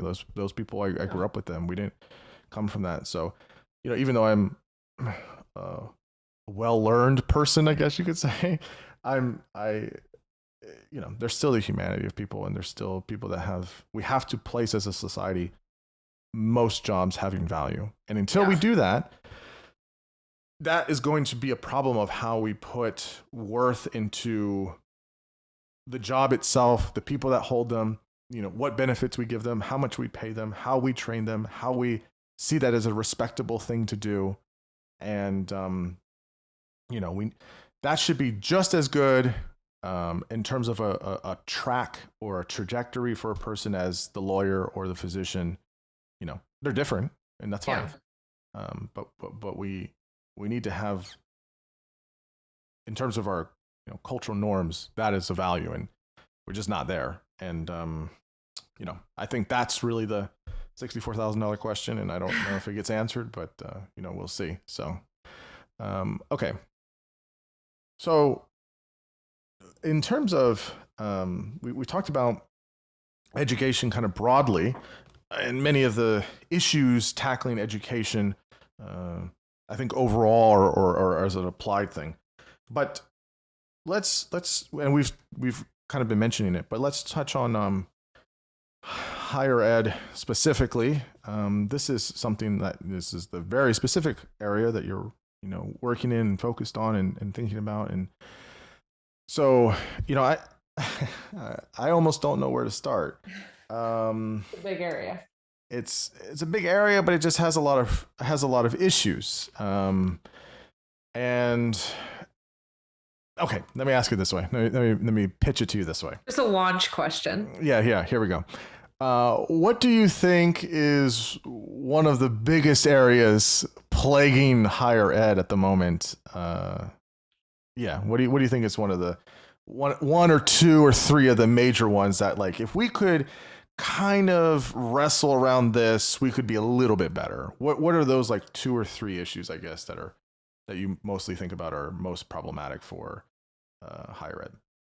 Well, I'll pull up my big soapbox and stand on it. Go ahead. Go for it. Teaching is one of the biggest problems I see in higher ed right now. It's not valued. It's not compensated appropriately. We're not doing it well overall. Why? I think Why is that the problem? Okay, we can get that it's not paid well. Listen, I know that. You know that. We get it, right? We're adjuncts. We understand. Yeah, I get it, right? Okay, resources or infrastructure of how we have accessibility to things, fine. But why is that not happening? Why? Like, okay, sure, you're going to have different kinds of different schools are going to have different emphasis on things. Some schools are going to have better teaching, other schools maybe less so, but you're able to kind of comfortably say that as a general kind of thing of just in the abstract, in general, this is just not, the qualitative aspects of teaching just aren't, they're not cutting it. It's not doing it. Why is that the case? Is it who we're hiring? Is it top down? Is it the administration? Is it of schools? What do you think is the piece to that? I think it's kind of a convoluted area, and there's also a little bit of like a chicken or an egg kind of problem that goes along with it. Like, teaching's bad because our current state of teaching overall, on average, at higher ed institutions, is really bad because we don't value it, because we don't compensate it appropriately, because we don't train anyone to actually teach in higher ed. It's true. And then the outcome is that we have bad teaching, which then fuels, well, teachers don't matter. Smart students are going to be good. We don't need to value it. We don't need to train it because it does. So it's just like this circular problem, which is why I think like really that is the core problem. And because scare quotes, teaching doesn't matter, doesn't have an impact, we don't invest in that. And then education institutions, especially higher ed specifically, and this was a tweet that got me in trouble a little bit ago, but we invest all of our money in fixing all this peripheral aspects of the college experience with almost no focus on like what's actually happening in the classroom. There's very little investment there. One, because it's hard. So it's the harder problem to solve. Like we can create a sense of community on campus by, like building a cultural center, having good marketing communications coming out, and having lots of activities and student life stuff. So students are having a good time, but it's harder to change the classroom because there's just all these compounding issues in how we do graduate education, what we focus on in hiring, what the mission of universities are, which, tend to be different depending on the type you're at. Right. So it's just a big convoluted problem. But if I were to have any sort of power over any of this, it would be focus on the classroom, focus on the teaching that's occurring in the classroom. Will it fix it overnight? No. But I think long-term solution, which we also don't like doing because we want short-term fixes on everything. I think that would ultimately improve higher education. It would make the value, it would make higher education as valuable to, or at least perceived as valuable. The cost would still need to come down because it's just absolutely ridiculous how much we have to pay for college now. But there would be a perceived value. There should be a value add of the classroom. And right now, students know that that's not the case. In most classrooms, there's very little value add to actually being in class, being in the classroom. Yeah. So really that's where my soapbox is at in higher ed right now. So you're making the bet that if we improve the qualitative aspects of teaching in the classroom, that will produce dividends on our returns much more than if they have a really swanky student life center and they have I'm going to date myself, really nice vending machines, got like whatever it is, right? Really nice couches in the lounge area, whatever it is. Centers, right, yeah. They have a Starbucks in the student life center. You're right. Quality coffee. Yes, quality. Yeah. I'm not a big fan of Starbucks. Yeah. But do you okay, let me ask this. Let me ask it in a different way. Okay, each institution is going to do that differently based on their, mission, or based on, what kind of university or college it is. How would you do that and still give autonomy to instructors, professors, teachers, etc.?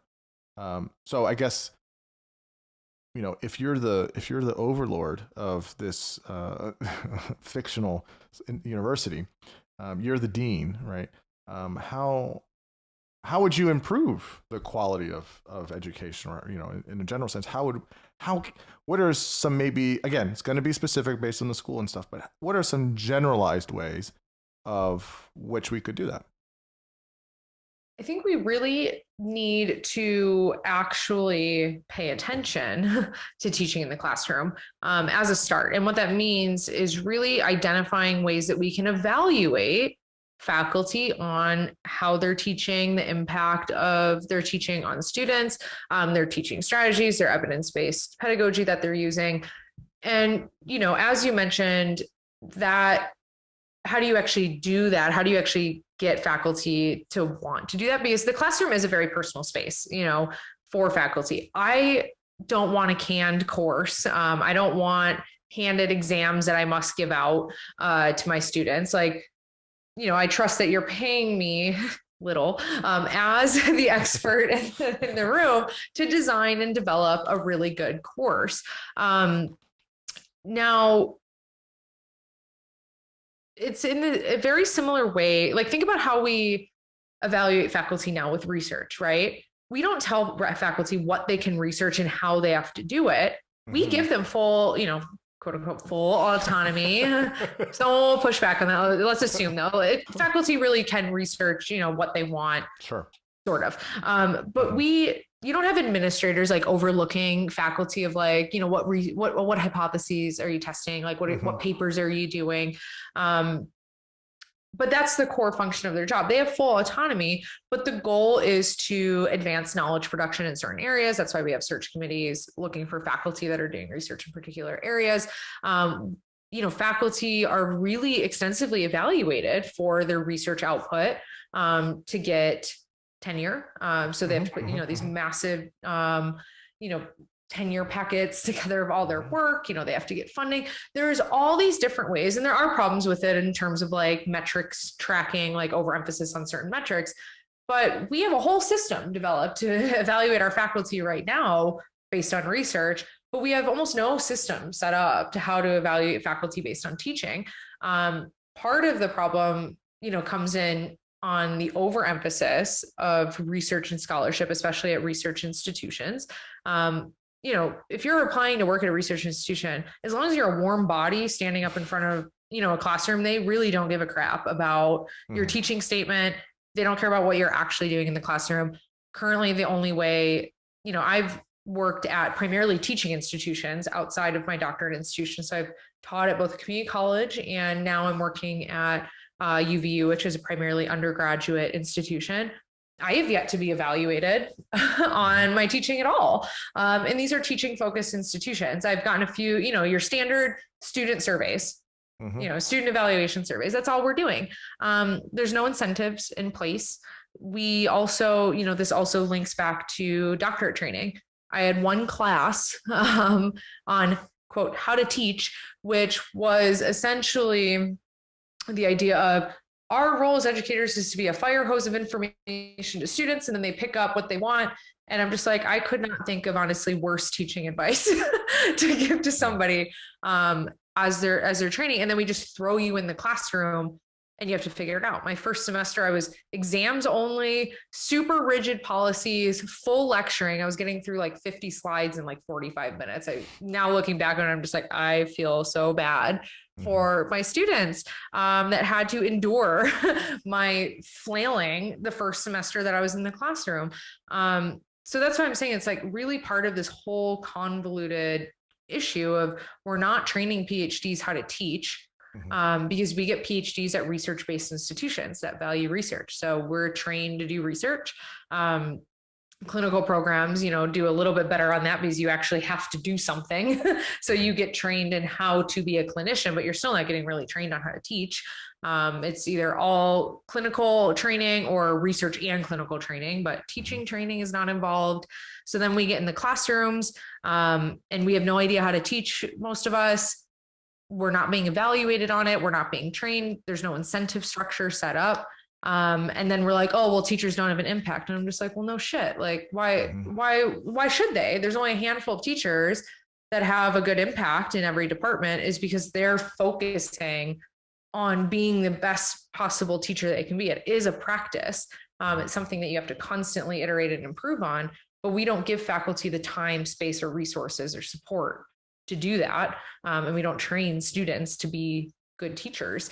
So that's why it sucks. There's so many reasons why it sucks. Well, so many answers. Yeah, I guess I agree with all that.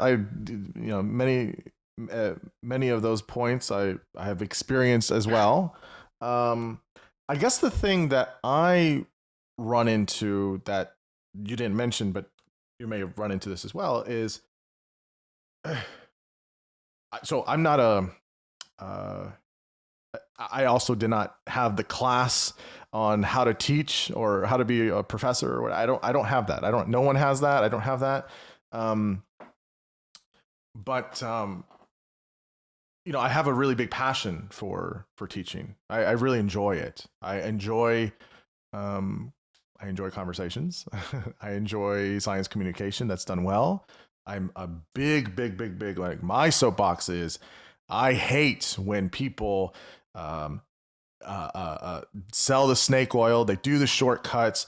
on things that are really important, and they know they're doing it, or they're trying to, pull the wool over people's eyes because they can get away with it and because they don't know enough as much as they do or whatever it is. I can't stand that. That to me is more harmful. So I try my best in my way, whatever I'm doing, whether it's clinically or when I'm teaching, or even here, is to be as accurate as I possibly can on the information I know. And if I don't know, I say I don't know, and let me try and figure it out. And a lot of people don't do that. So that stuff I have to combat that with other people that do that, which is frustrating.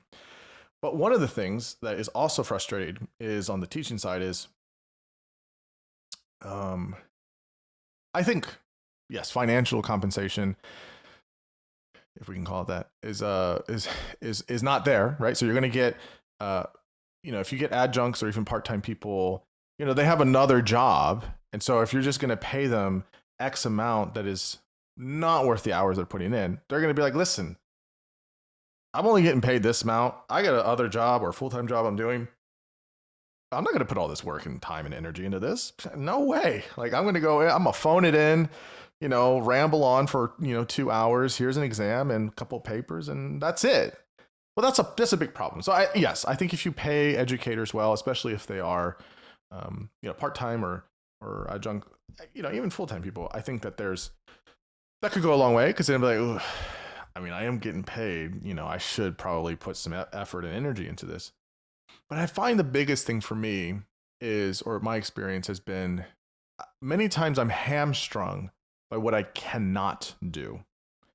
So I have taught a variety of courses to graduate students in different institutions, and I'll have an idea of how I want to teach it. And I'm somebody that likes the kind of old school, or you could say heterodox nowadays, of just conversation-based classrooms, right? Discussion-based. You sit in a circle and you just talk about it. You read it, you talk about it. Maybe you have some things you write up and then you dialogue about it. Like, that to me is the way to engage with ideas. And then there's a writing component, but unless it really is, Psych 101 or lifespan development or something, there are some things that you do need to memorize. There are some things you do need to know 100%. But I think for many courses, you could still learn that information, retain it in a better way than just, I need to sit down and memorize all this for the quiz or exam next week. But that's kind of my intuitive way of doing it, right? And I probably couldn't do that if I really wanted to. If I pushed that, I said, this is how I want to do it, they'd be like, no, you can't do that. I'm not going to say names, obviously, but I wanted to use original source material for a certain class. So let's read Carl Rogers, Sigmund Freud, Bandura, all these guys, Piaget. No, you got to use these textbooks. It's like, okay, we could use one of them. That's fine, but I don't want to use those. Like, I don't want you getting the Cliff Notes or the watered down, one chapter version in a, outdated textbook. Like, I want to do it my way. Like, and I'm not doing it like, here's this, unpublished paper that I want you to that I regurgitate to you. It's more of, I want you to read the original people that have these, major psychological theories. Yeah, no, can't do that. Well, why? I did push back. Why can't I do that? Well, it's APA accreditation. Can't do that. There's just certain things we got to do. And when we got accreditation, we had to, or this was, X, Y, and Z accreditation. It's like, all right, I guess can't do it. Screw me then. Right? What can I, so I was really handcuffed by that. Now there's other limitations, but every time someone asks me, like, can you teach class or whatever, if I ask someone to teach this class, say, okay, they'll send me the template syllabus and say, these things that are highlighted in this color, you cannot change. Do not change. It's in red. Don't change this. It's like 80% of the syllabus. I'm like, you can have books you want, but they're supplemental. They're suggested reading. And I know, as a student, I never read suggested reading. I was like, I got 5 classes, I got X amount of things. I might do the required reading. I'm not doing suggested reading. So it just becomes this kind of, and I've talked to other colleagues that, adjuncts or part-time, where it's the same thing. They'll say, like, I want to do it this way. And I'm like, yeah, I mean, I wouldn't do it that way, but that sounds pretty cool. Nope, can't do it. You got to color in the lines. And look, I am not contrarian. I'm not trying to be a rebel, whatever. Like, I just want to teach well. I just want to teach where people get it. And a lot of the times is, I feel like a lot of the content is getting watered down. I have to, yell at them all this information and hope they remember it. And, it is frustrating. I find workarounds, but it is very frustrating. So you didn't bring some of that stuff up, but that's kind of my experience of teaching as well, which is like very limiting and very frustrating, not even for me, but really for students. And I don't like to, put a bad face or anything, but I have at certain points say, guys, this is above my pay grade, this decision. I wouldn't do it this way, but we gotta play along here. There's nothing I can do. I can't do anything about it. And, I think that that's another big disincentive. It's like, well, I'm going to take, 3 hours a week for 15 weeks with this limited pay, and I can't do, what I want. It's just all the, all the disincentives. So I don't know. I don't know if you have similar experiences or have heard similar things, but that's kind of my perspective on some of that. Yeah, I do think, again, with the teaching, we need to make sure that teachers have the autonomy to design courses in a way that makes the most sense for them. And if we're assuming that the people that we're hiring to teach these courses are experts in their field, then we should trust them to be able to design and run a course in a way that they see fit. Obviously that does backfire a little bit sometimes at research universities, primarily because you hire researchers and then expect them to teach. And what you end up getting is the world's most boring class filled with like slides from 5 years ago that they just read through and every student's asleep and it's the same textbook that they've been using. And again, because that's on the institution for hiring researchers to do a different job than what they hired them for. So for that problem, we should have separate research professors, separate teaching professors at all institutions that are doing research and teaching. But back to like the course materials, that's how I felt last semester. I love teaching intro psych. I think that course could be so fun. And the coolest part is most of the students aren't psychology majors because it's typically a gen ed at most institutions. Everyone wants to take psychology course. Like that course can be so fun. Yet every time I've taught it, I'm trying to work around the required exam that has one obscure question about this one random thing. So usually my last day of class, which, again, because I'm not actually evaluated at my old institution, you never really get evaluated. I'm like the last day, I'm like, here's all this random list of stuff that we didn't cover, but you need to know, wink. So they're all like writing it down. And I don't care that I'm doing that because I'm trying to get different types of information and bigger pictures across. Whereas, like now, what I like about the course I'm teaching right now is I was like, I asked them like what requirements or constraints are in place so I can design my course accordingly. And for this course, it's a 3,000 level course. So it is technically an upper level course. It was like, here are the broad learning objectives. Mm-hmm. Make sure that your course meets those. And that's the right way I think we should do it. Mm-hmm. At another institution I taught at, a community college, it was also very similar. They did have required textbooks. So it was very standard in the textbooks, which I don't love, but I'd rather have a standard textbook that you can, be like, it's required, wink, but like, you don't really need it. Save your money, if you don't have the cash for it.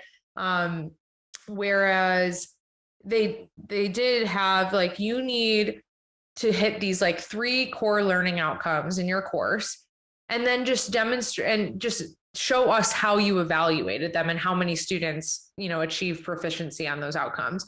So it's like, okay, you need to know major theories of development, for example. Fine, that's fair. That's fair if I'm teaching a developmental course. Right. And then whatever way you decided was a valid way to assess those, let us know what % of your students are like meeting, those objectives. So if we're going to impose constraints and we want like kind of a robust curriculum across the department at a university, it makes sense. So if you're teaching, a diagnosis course, like there's certain things that your students should come away with that course from, do that. And then allow instructors to backwards design their course to hit those learning outcomes. But don't hand me an exam that has like this obscure question about, this weird detail, like this multiple choice exam. And I'm like, and they're like, oh, but don't teach to the test. I'm like, how do I not teach to the test? Because like, where is this information even from? I love giving unsolicited feedback. I was a graduate student, so I felt I actually felt a little more empowered to give some feedback, because I'm like, what are you going to do? They had an exam and I gave it back to them with all the errors and like, research shows this, like, this is a bad question. This doesn't make sense. And I was like, here's your exam back at the end of the semester. I'm sure they appreciated that, but, do what I can. But we have to give professors a space, but as you said, a lot of us, there's only so much time and energy I can put into a course when I'm getting paid $2,800, over the course of the semester. Also, sometimes you're just not set up. And this is, again, where I'm getting into like kind of the resources and support. When at my institution now, I went to kind of like the adjunct faculty training, kind of welcome thing, which I really appreciated. It's the first time I've ever had that of like, hey, let's bring all you guys together and, just to get to know each other and kind of feel like, we value you as a part of, our campus community, which I liked. One of the gentlemen next to me was teaching in business or marketing or some department. He's just like, yeah, mind you, this was a Thursday evening. The semester starts on Monday. He's like, I still don't have my login information. He hasn't even been able to access Canvas yet. 4 days before the semester. I'm like, how, you can't expect, what are we supposed to do? My winter class, I had a week to set up the course, what are we supposed to do? Say I've had, not recently, because I've been in the system now for years, but when I first did that, it was the same thing. It was almost the exact same story.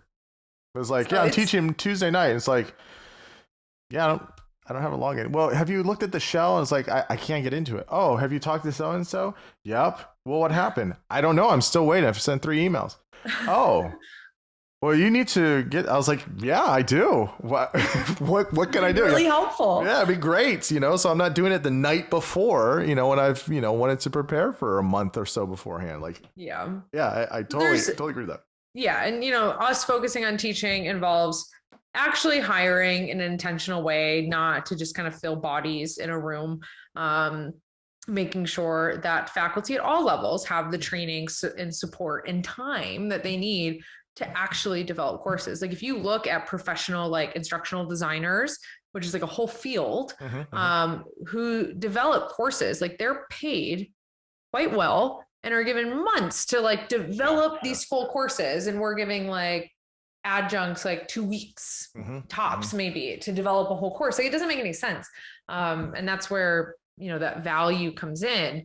And so of course, like the gentleman I was talking to is just like, and I'm like, oh my gosh, you haven't like, you don't even have, your login yet. Like you can't get in. He's just like, yeah, he's like, not my first time, like I like adjuncting, as a full-time career. And he's just like, the first semester is just, kind of how it is. And like, I just, realized, the first semester is always going to be kind of, a shit show. And I'm like, that can be fine for the instructor, but like, this is why students are perceiving little value to their classes, not because it's necessarily his fault, but because he's put in a situation where he can't execute to his full potential as an instructor in the classroom. And students go through enough of those classes.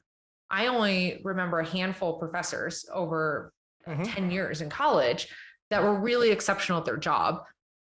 And that's because most of them are kind of, mediocre because they don't have either the training, the time, the resources, or, quite frankly, the interest to be there in the classroom. And that's not good. Our classrooms are the core of our institutions. If we're not focusing our efforts there, if we're not putting the best possible people in there, what do we expect to happen? Like, what's the logical outcome of that? Yeah, and I would also say, I think some schools do this, but I would also say it's super important to get a healthy amount of adjuncts that work in the field of which they're trying to teach. Mm-hmm. So, especially in a field like ours. So, I'm in the clinical world, so I think right, there's a handful of people that we need that are doing research for sure. I mean, absolutely. They're the ones that are doing the trench work in a different trench. And we need good research and all that good stuff. But you need a handful of people that are doing clinical work too. Not running a clinical training program. There's nothing wrong with that. It's a very hard job to do, but people that see clients daily, weekly, like what is your day actually like? Yeah, what are you actually doing? Right.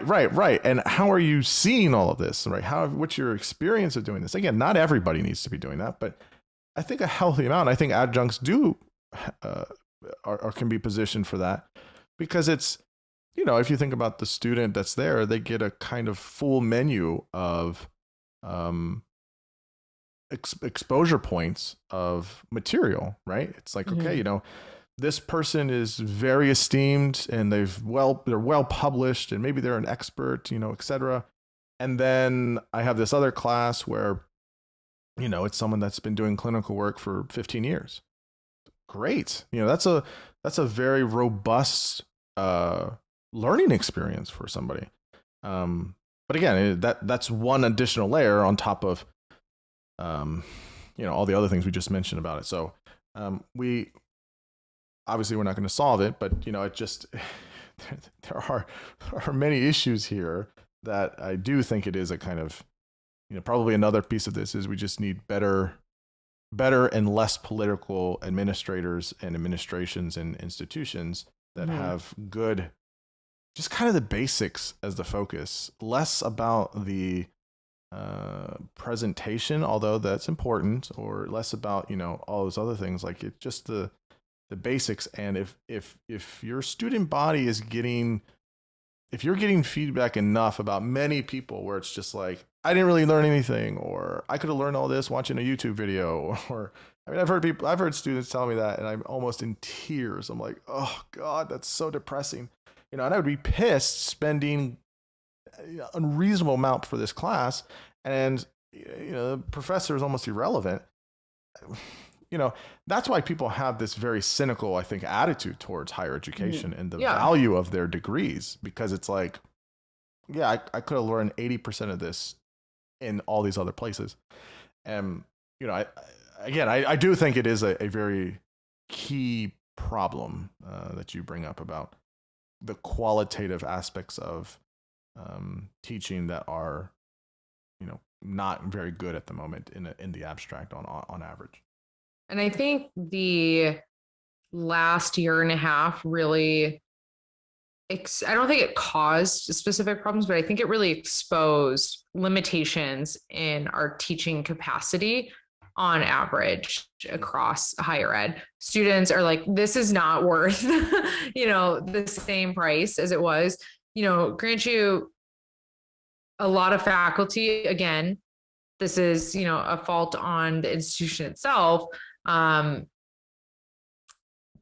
not providing the resources and support that faculty need to just redesign courses in an online environment. There are unique challenges in an online environment that are not in an in-person environment.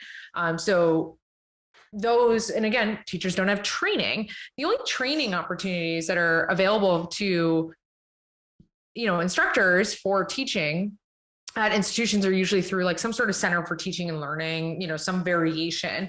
Whereas at small institutions or community colleges, that may be literally like 2 or 3 people that are kind of like tech support for like how to use Canvas or whatever.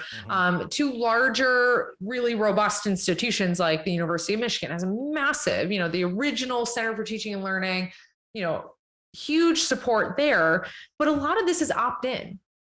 So you have the handful of faculty. I was the only person for my entire department during my PhD. I actually went to these training things at the Center for Teaching and Learning because I'm like, I'm only a student, but I want to learn how I can do better about teaching. No one else from my department was there. Like I'm the only student and or faculty member that's taking advantage of that. So you're getting the few people that are already invested in teaching, the extra resources because everything's opt-in.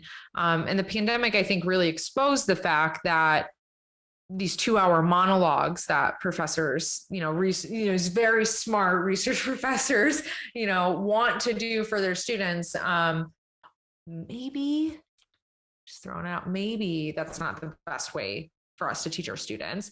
And I think that really exposed that fact of the lack of training. I think it really exposed the lack of institutional support that faculty have and kind of some unreasonable expectations because of the lack of support for faculty. And then, also highlighting a whole access issue for technology. I just remember seeing on Twitter all the time, like, here's my teaching setup. And it's like, they're buying all these supplies and, these jerry-rigged things to like, do class. And I think it really showed our very also limited understanding of like how to teach, which is I need a full lecture setup because that's all I know how to do. And that's what we've been taught to do is just lecture. So I think, there's, again, it all comes down to, it's this very convoluted problem of training and resources and time and effort and interest and ability. And there's a lot that goes into it. Kind of what you're touching on there is another thing I was going to ask was, what do you, this past year, it really, forced us there, like it forced many people, was this asynchronous versus synchronous kind of teaching and learning. I have opinions about it. I know you have opinions about it. First tell us what that is, and then, what are your thoughts about that, just in general, and kind of pros, cons kind of thing? Yeah, the synchronous versus asynchronous is really a fascinating topic because I think we don't know how to effectively teach that well in an asynchronous environment. Because in an asynchronous environment, we're really not teaching. Online education focuses on online learning. And I don't think that is a mistake that it's phrased as online learning because there's very little role of teachers in asynchronous online learning context. Whereas when you get into a traditional campus environment, we're talking about teaching and learning because there's a very clear role for a teacher in that space. What teaching to me looks like in an asynchronous environment after doing it myself, I taught an asynchronous online class. What that basically turned into was me emailing students, constant reminders to students. So I spent most of my time just emailing individual students of like, you're not viewing things or you're not engaging or like whatever is going on. And sorry, Nicole, just for listeners, synchronous typically means live at the same time. So and you could do that technically, I guess, online as well. Yeah. So everyone's there at the same time. Everyone's there at the same time. I log in, they all log in. There's 15 boxes, 20 boxes on the Zoom call or whatever. And I'm sharing my screen and I'm teaching, lecturing, blah, blah, blah, whatever. It's all at the same time. Asynchronous is, not that, right? It's where here's content and do it on your own. Here's my recorded lecture. Here's some discussion questions. Look at it whenever you want before, after this date, and discuss, and that's it. And that's the asynchronous component. And usually there's a different way of doing that. But I totally agree. I had never heard it phrased that way. I like the way you put it. Is, to me, asynchronous is learning, and synchronous is more teaching and learning. I had never heard it. Thought that's a very nice way of putting it. So anyway, sorry, I interrupted, but I wanted to just clarify that for some listeners. Yeah. Yeah. I mean, honestly, probably before the last like 2 years, you didn't really encounter those terms. Because some places were doing asynchronous learning. Some institutions, such as, Western Governors Universities, built on this idea of asynchronous education. And it can work, but there's hard limits on a couple of things with asynchronous learning and teaching. So what after my experience in working in an institution that does this, is asynchronous teaching essentially devolves down into individual one-on-one tutoring, because that's the very nature of it. Every student is at a different place in the curriculum at a different time. So you can't teach all students at one time. Otherwise, now you're moving into synchronous learning. So really asynchronous teaching devolves down into individual tutoring or one-on-one 30-minute Zoom sessions, to review material or something, kind of like office hours. How many hours in a week do you have to do that? So you very quickly reach a very hard limit on a teacher's capacity to actually one-on-one teach.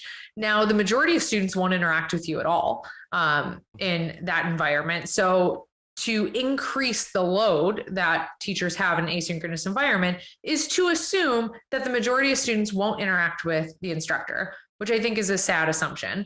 If you have a teaching load of 200 students, there is no way in anyone's world that you can actually meet and work in a meaningful way with 200 students. So you assume a majority are fine enough by themselves, they won't interact with you.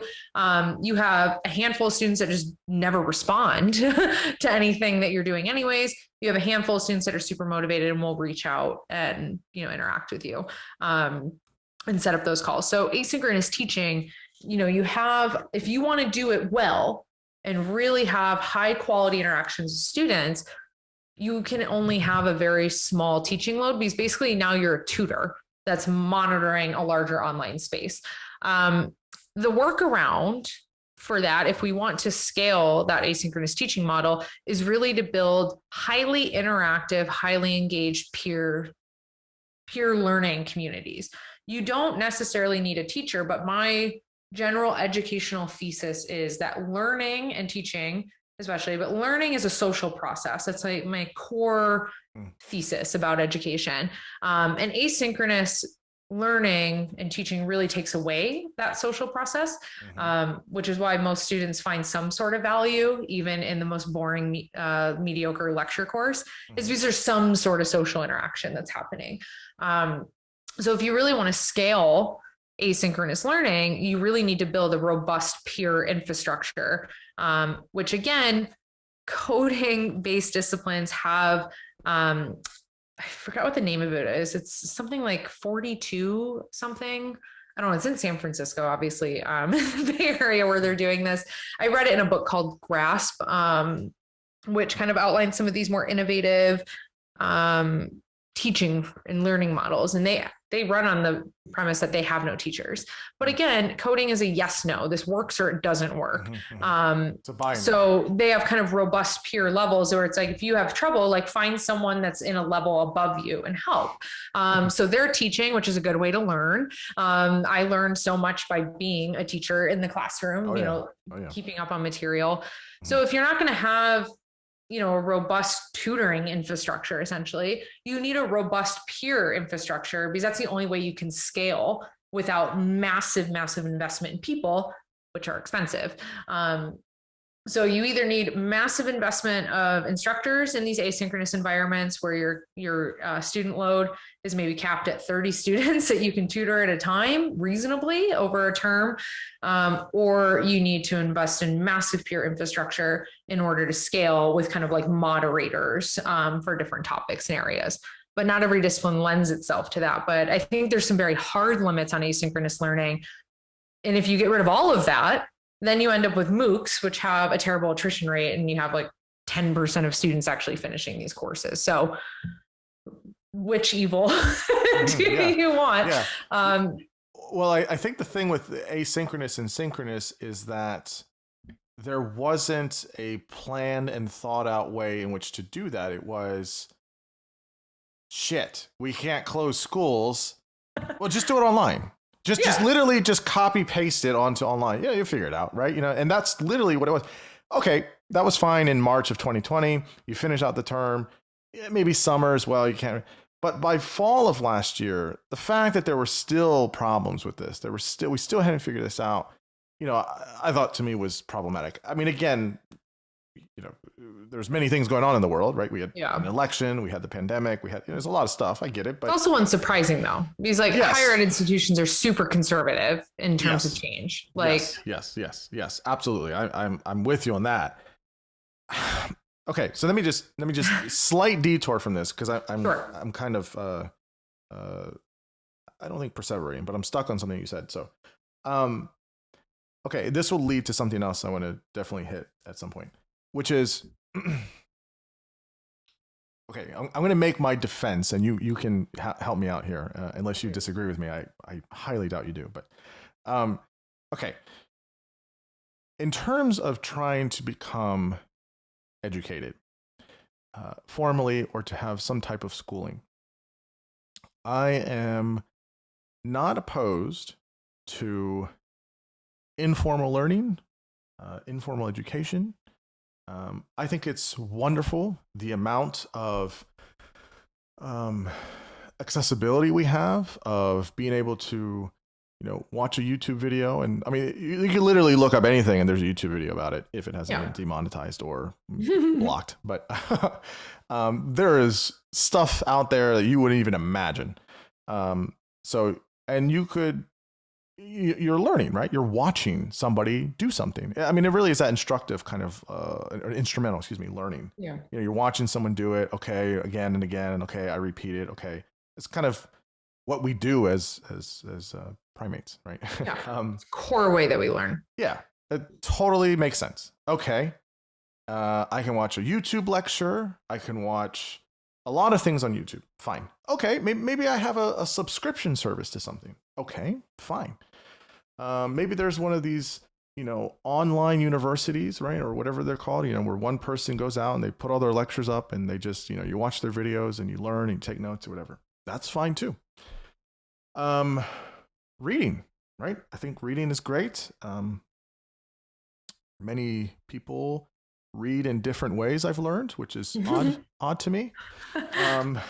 Again, maybe I am just conservative and small c conservative in this way. I don't know. I mean, I still just need like the old school, like hardcover book, or whatever. You start at the beginning. Yeah, I start at the very, I read who it's to, dedicated to. I read the table of contents. I read the prologue. I read this introduction to the second edition. I do the whole thing, right? And then I get to chapter 1, right? I read the notes and the references. That's why I'm a big fan of footnotes. That's kind of an old thing from seminary. I just love footnotes. Whatever. I read everything. Okay. People will claim that, well, I just read and I can just learn all that stuff anyways. If I really wanted to, I could just get the textbooks or the books out there. And it's same thing. Google Scholar. Yeah, well, I can look at the literature too, right? Doesn't Google Scholar find the article, just read it? I'll read the abstract and conclusion. That's all anybody else does anyways. Okay, fine. See, I know this. I did my research. And again, those things aren't bad. That's not a bad thing, right? Yeah. I'll listen to a podcast, right? And just learn what I need to know. Someone's talking to somebody that's an expert. I listen to this and that's great. I hope everybody listens to this. I hope they all learn from Nicole. I hope they learn from myself maybe sometimes and all the other wonderful guests I've had. There's nothing wrong with that, right?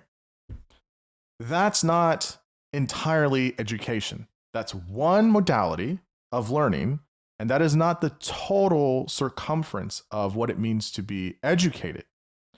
Because to me, it's half the battle. To me, it's education is not an information dump. And I feel like that's what most people think it is. Okay, I need to get all this information, all this new stuff, or maybe old stuff, some theories, some literature, some research, maybe some of the more innovations that are being done. And see, I did my research. See, I'm educated on this. Why the hell would I go and spend, $150,000 at whatever school to just, that's all I'm going to be doing anyways. All these fucking teachers, they don't want to do it anymore. They're just phoning it in. It's super expensive. I'm just going to have to read it on my own anyways.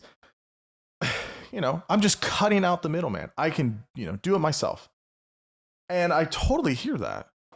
But I think that's not, that you're missing.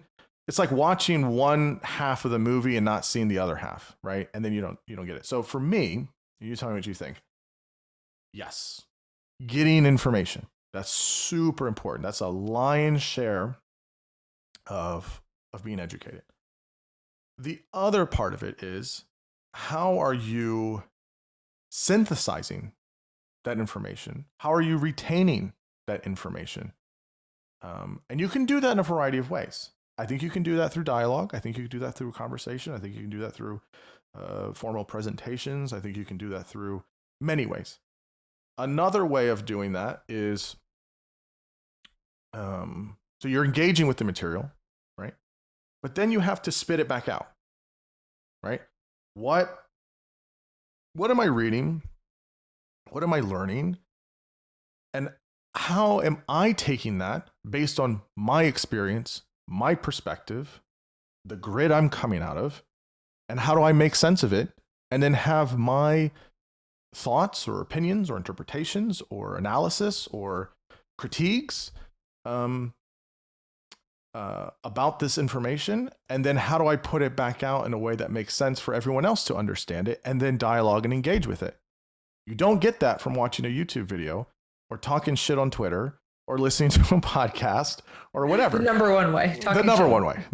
I read an article and it agrees with my priors. So, and so I just think that that is what's missing, right? You're not having to write. It's not just writing papers, right? It's how the whole point of writing papers, in my view, is, did you read this and what do you think about? Do you understand what you read?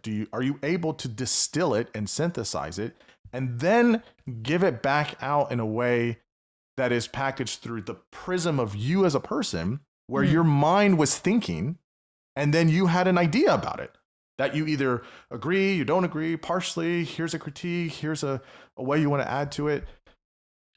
That's education to me. That's the other sides of learning. And I don't think that you're able to get that from downloading a bunch of lectures, although that can be helpful, or watching YouTube videos, or listening to a podcast, or doing, reading 4 articles on Google Scholar. I just don't. So that's a big piece of it. Additionally, one of the things in an educational setting is, how do you have mentorship? How do you have from professors or very upperclassmen, let's say, how do you have a type of community where, you're getting pushed now on what you're saying? It's like, no, that's not how most of us think or read about this, or that's not the party line here. What is it that makes you see that or read that? And you push back and you're like, oh, okay, I need to enhance this and refine it and go back and work on it and fix it. And you're developing a framework. You're developing a philosophy. You're developing a way of thinking about a constellation of things within one domain, or the intersection of cross domains. That's education, that is having other people pour into people, and then you pour back into other people. This kind of training, mentoring, etc. part of it that you're not going to get on fucking Twitter or on a YouTube comment thread or whatever it is. You're just going to get, angry trolls that want to, whatever. And so I'm giving a defense of formal education, much to the chagrin to many people, I'm assuming, that think that, it's outdated. We don't need to do that anymore, etc. Based on this learning, teaching thing, and then a few other things. But do you, am I wrong here? Do you disagree with me? Where guide me in the way that I need to be guided if I'm wrong here. What do you think?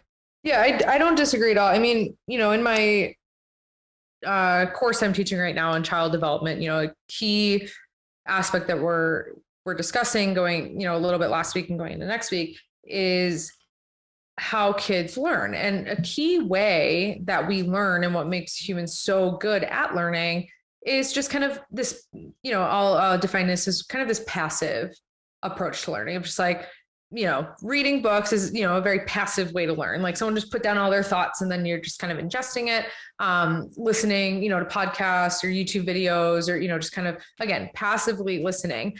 It's hugely important. Like it is really a core base, absolutely, of how we learn, yes. Which is great, which is why these mediums are so popular. This is why books have not, decreased in popularity. This is why podcasts have exploded in popularity, in recent years, for example. And, you make a good distinction moving forward of like, okay, now that you just dumped a bunch of information into your brain or just ingested, in a very passive way, it's really, how are you engaging with that information? How are you using that information? How are you connecting that information with other information and experiences and skills?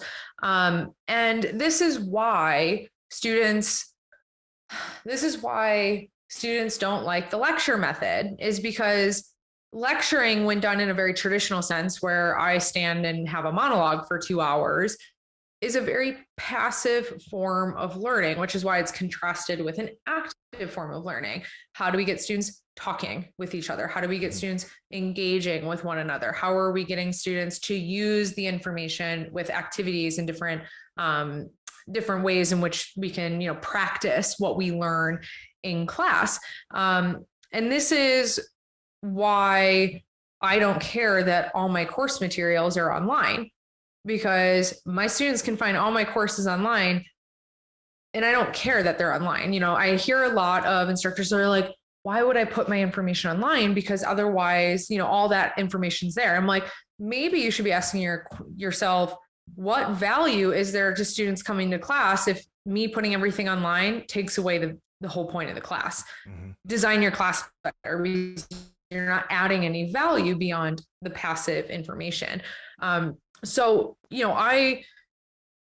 and this is really where the value of the classroom comes in. And I feel like this is where there's a limitation to asynchronous approaches to education, is like they can work very well. But if anyone has had the experience of like something breaks in your house or whatever, what do? You Google it and find a video that shows you how to fix it. So then, you watch a video and you're like, got this, like 2 seconds, like this is easy. And then you sit down to actually do it and you're like, I have no idea what the fuck I'm doing still. That's right. I had to do that last week, trying to unclog my sink. And I was like, oh yeah. And I'm watching the video. I'm like, well, mine doesn't look exactly like that. What am I doing? I don't know what this is like. And I'm like, ugh, it's just frustrated. I'm not good with my hands in that way for those types of things. But yeah, it's not just that easy. Yeah. And everyone's had that experience where you look something up, you're like, got it. And then you try to do it and you're like, this doesn't work, or there's some nuance here, that, my context is slightly different. So it's not just a copy and paste. And that's really where the point of the classroom comes in is, and this is, again, we're getting kind of this hybrid, classroom, which is just repackaged, flipped classroom, of, here's the lecture videos, which fine, here's some little videos or snippets or whatever, but reserving the classroom, the outside the classroom is the very passive engagement with the content. And then inside the classroom should be what you were describing, that beyond point. Now let's discuss the information. Again, a social process. Let's work together to identify gaps or critiques or, extensions of that information. How can we use this? How can you relate it to other areas in your life, other skills, other courses, other knowledge bases? Because every student in that class has an individual kind of knowledge space that's different. And then, the core point of education is now, how do you, this is basic cultural evolution and innovation. Here's all this information. What are you now adding that's unique? How are you connecting these concepts together in a new way to produce an interesting thought that wasn't, that's not a product of just the passive text that you're reading? And now how can you use that knowledge to ask new questions and go research things in that way? And that's really what I try to focus on in my class. Like right now, we're reading books. They go read, and, they come in with some discussion questions. And that's mostly just to make sure that they have at least one interesting contribution. If they're nervous public speakers, it's kind of a crutch, for them intentionally. And then, we work on developing, different skills throughout the semester. I always try to underpin that. This semester is really focusing on how to find information online, understand and evaluate it. And then a key point that you brought up, communicate it back. Okay. So they're reading, they're coming up with interesting ideas. We're practicing communicating information in class for 2.5 hours. We have these homework research where they get together at the end of class, figure out something else that they didn't get answered or something new that they thought about with this topic. And their assignment is to spend up to an hour scouring the internet, which we had a whole day of showing them like how to actually use Google Scholar, what Sci-Hub is, because the university library sucks. Like, what are these ways? What to evaluate? These are different types of research articles. How do you read them? What information is where? What things should you look for? And now we're practicing those skills every single week. And they come in, they're like, here's my question. And then they have to communicate it out. A handful of students do it every class. And my class is designed this semester to be not rigid and in the box. Last week was the first week that they were coming in with their homework research, and everyone looked absolutely like petrified. And they're like, but what's the assignment? How many words? What formatting do you want? Like looking at all these superficial things, because that's all we beat into students, into their brains, that these are the things that matter. And I'm like, I don't care.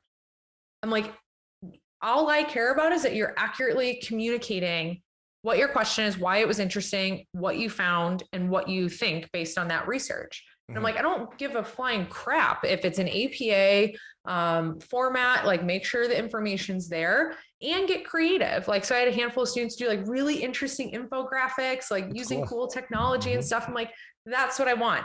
And then after the first week, and there was, some brave students that went first, I was like, does this make more sense now? Like, do you realize that like, it's not supposed to be in a rigid box? And they're just like, oh yeah, like, wow, this is interesting. And I'm like, that's the point, engage with the information. The point is the information and the content, the communication and the evaluation, not the formatting requirement that we have.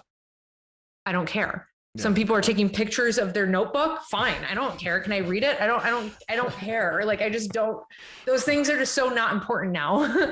Yes. So I 100% agree of the passive observation. Why it's so popular is because it is a core base of how our brains learn. We do it better than any other animal.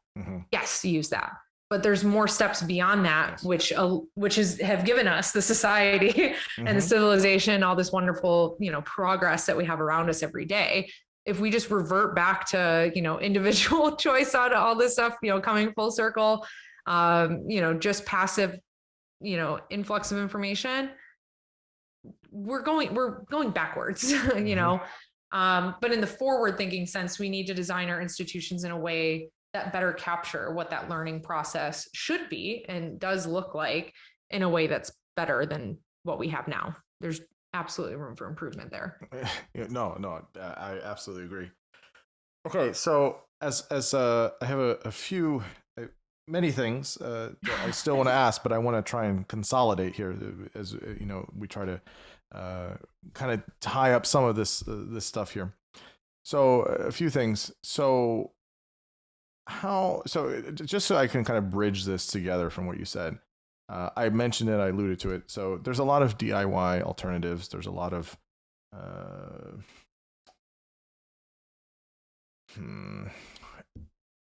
don't know the terms for all these folks. There's a lot of folks out there that are what you would call educational influencers, or they have like an online school that's just very much I don't know how to describe it. Success stories in a way. Yeah, like there's like modules, and you just like get this program and you learn how to do this education, and you don't need all the formal, institutional kinds of things. I don't know how to explain this. There's a lot of this stuff online of how you can do education not in the traditional institutional ways, right? Mm-hmm. And people that promote learning outside of the classroom, how do we, kind of what you were saying, how do we find different ways of learning? But it has to be, it's kind of an all or nothing kind of thing, right? What is the danger, I guess, of just anybody saying, you know what, I was a teacher for 10 years. I don't like it. I'm going to do my own school and have people pay certain modules and I'll interact with them and it will be a blah, blah, blah, blah, blah. People do that, whether it's at the higher ed level or K through 12 level.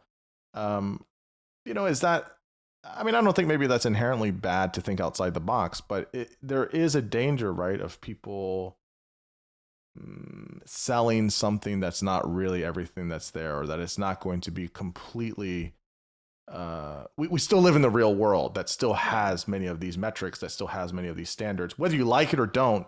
That's neither here nor there.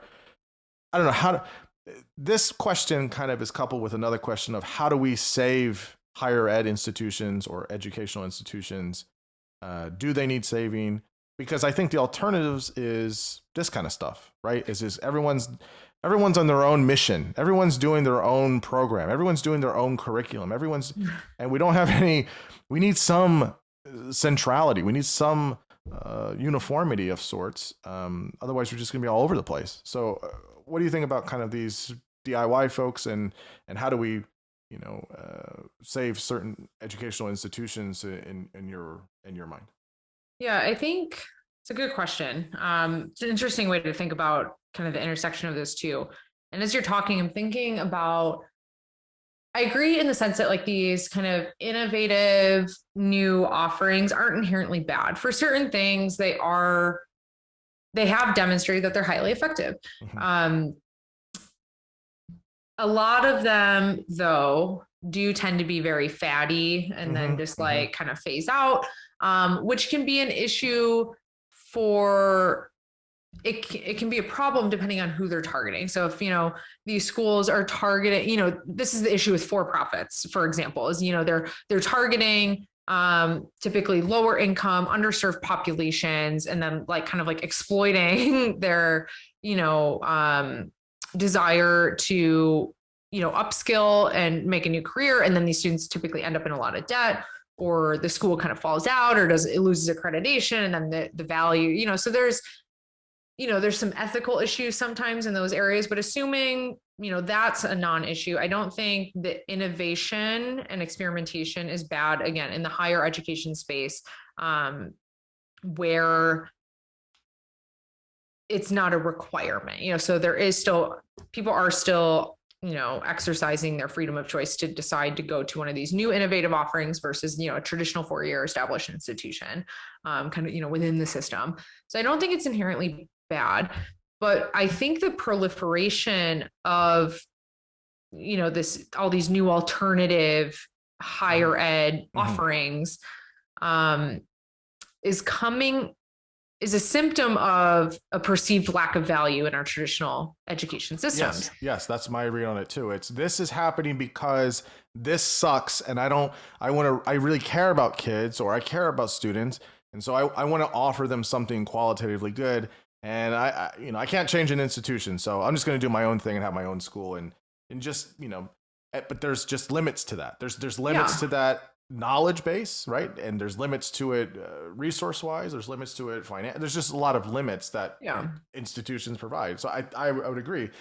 That's where maybe not all, but I think a lot of that is coming out of, is that it's a kind of response, a reactionary response to, well, I just want to do something, which I can admire, but I do think it becomes very almost like, self-help pop psychology bullshit, right? It's just not really substantive at a certain point.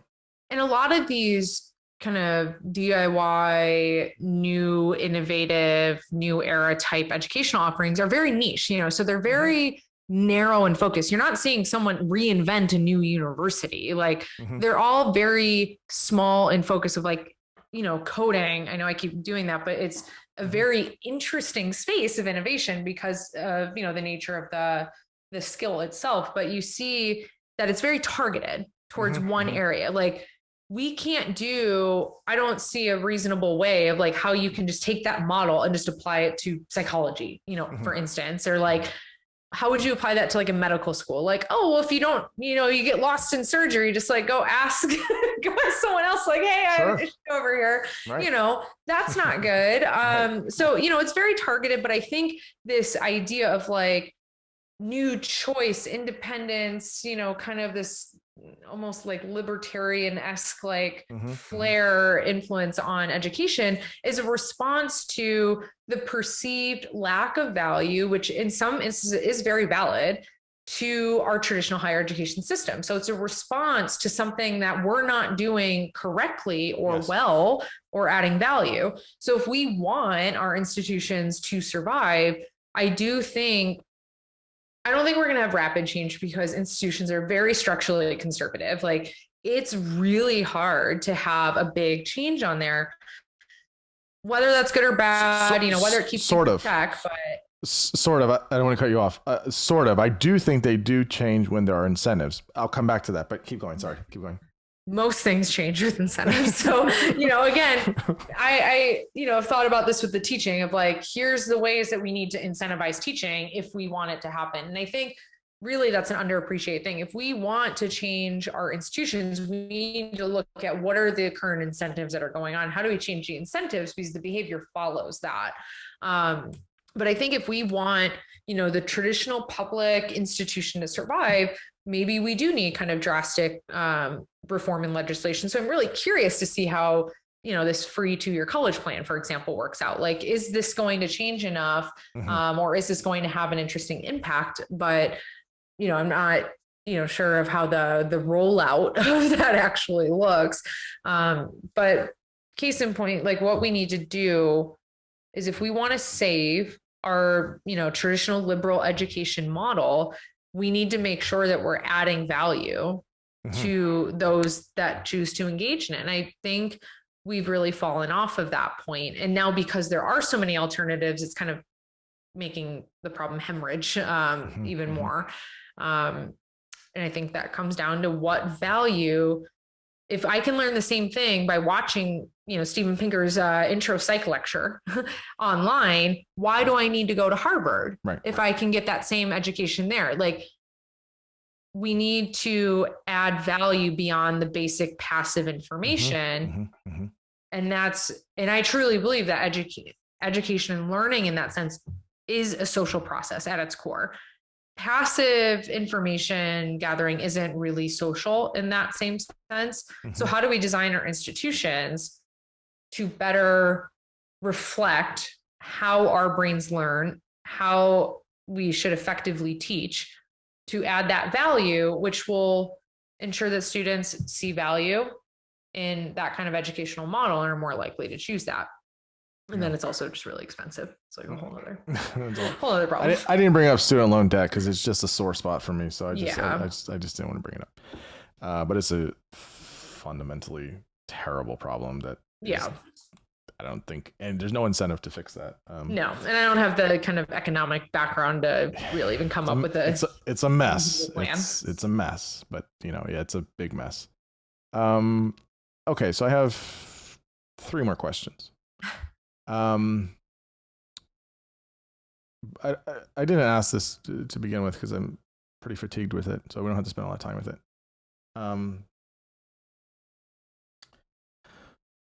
I'll just ask you directly. Do you think at all levels, so activism from the far left on school campuses, is it a big problem as people make it out to be? Is it really, the central thing for the United States and maybe elsewhere?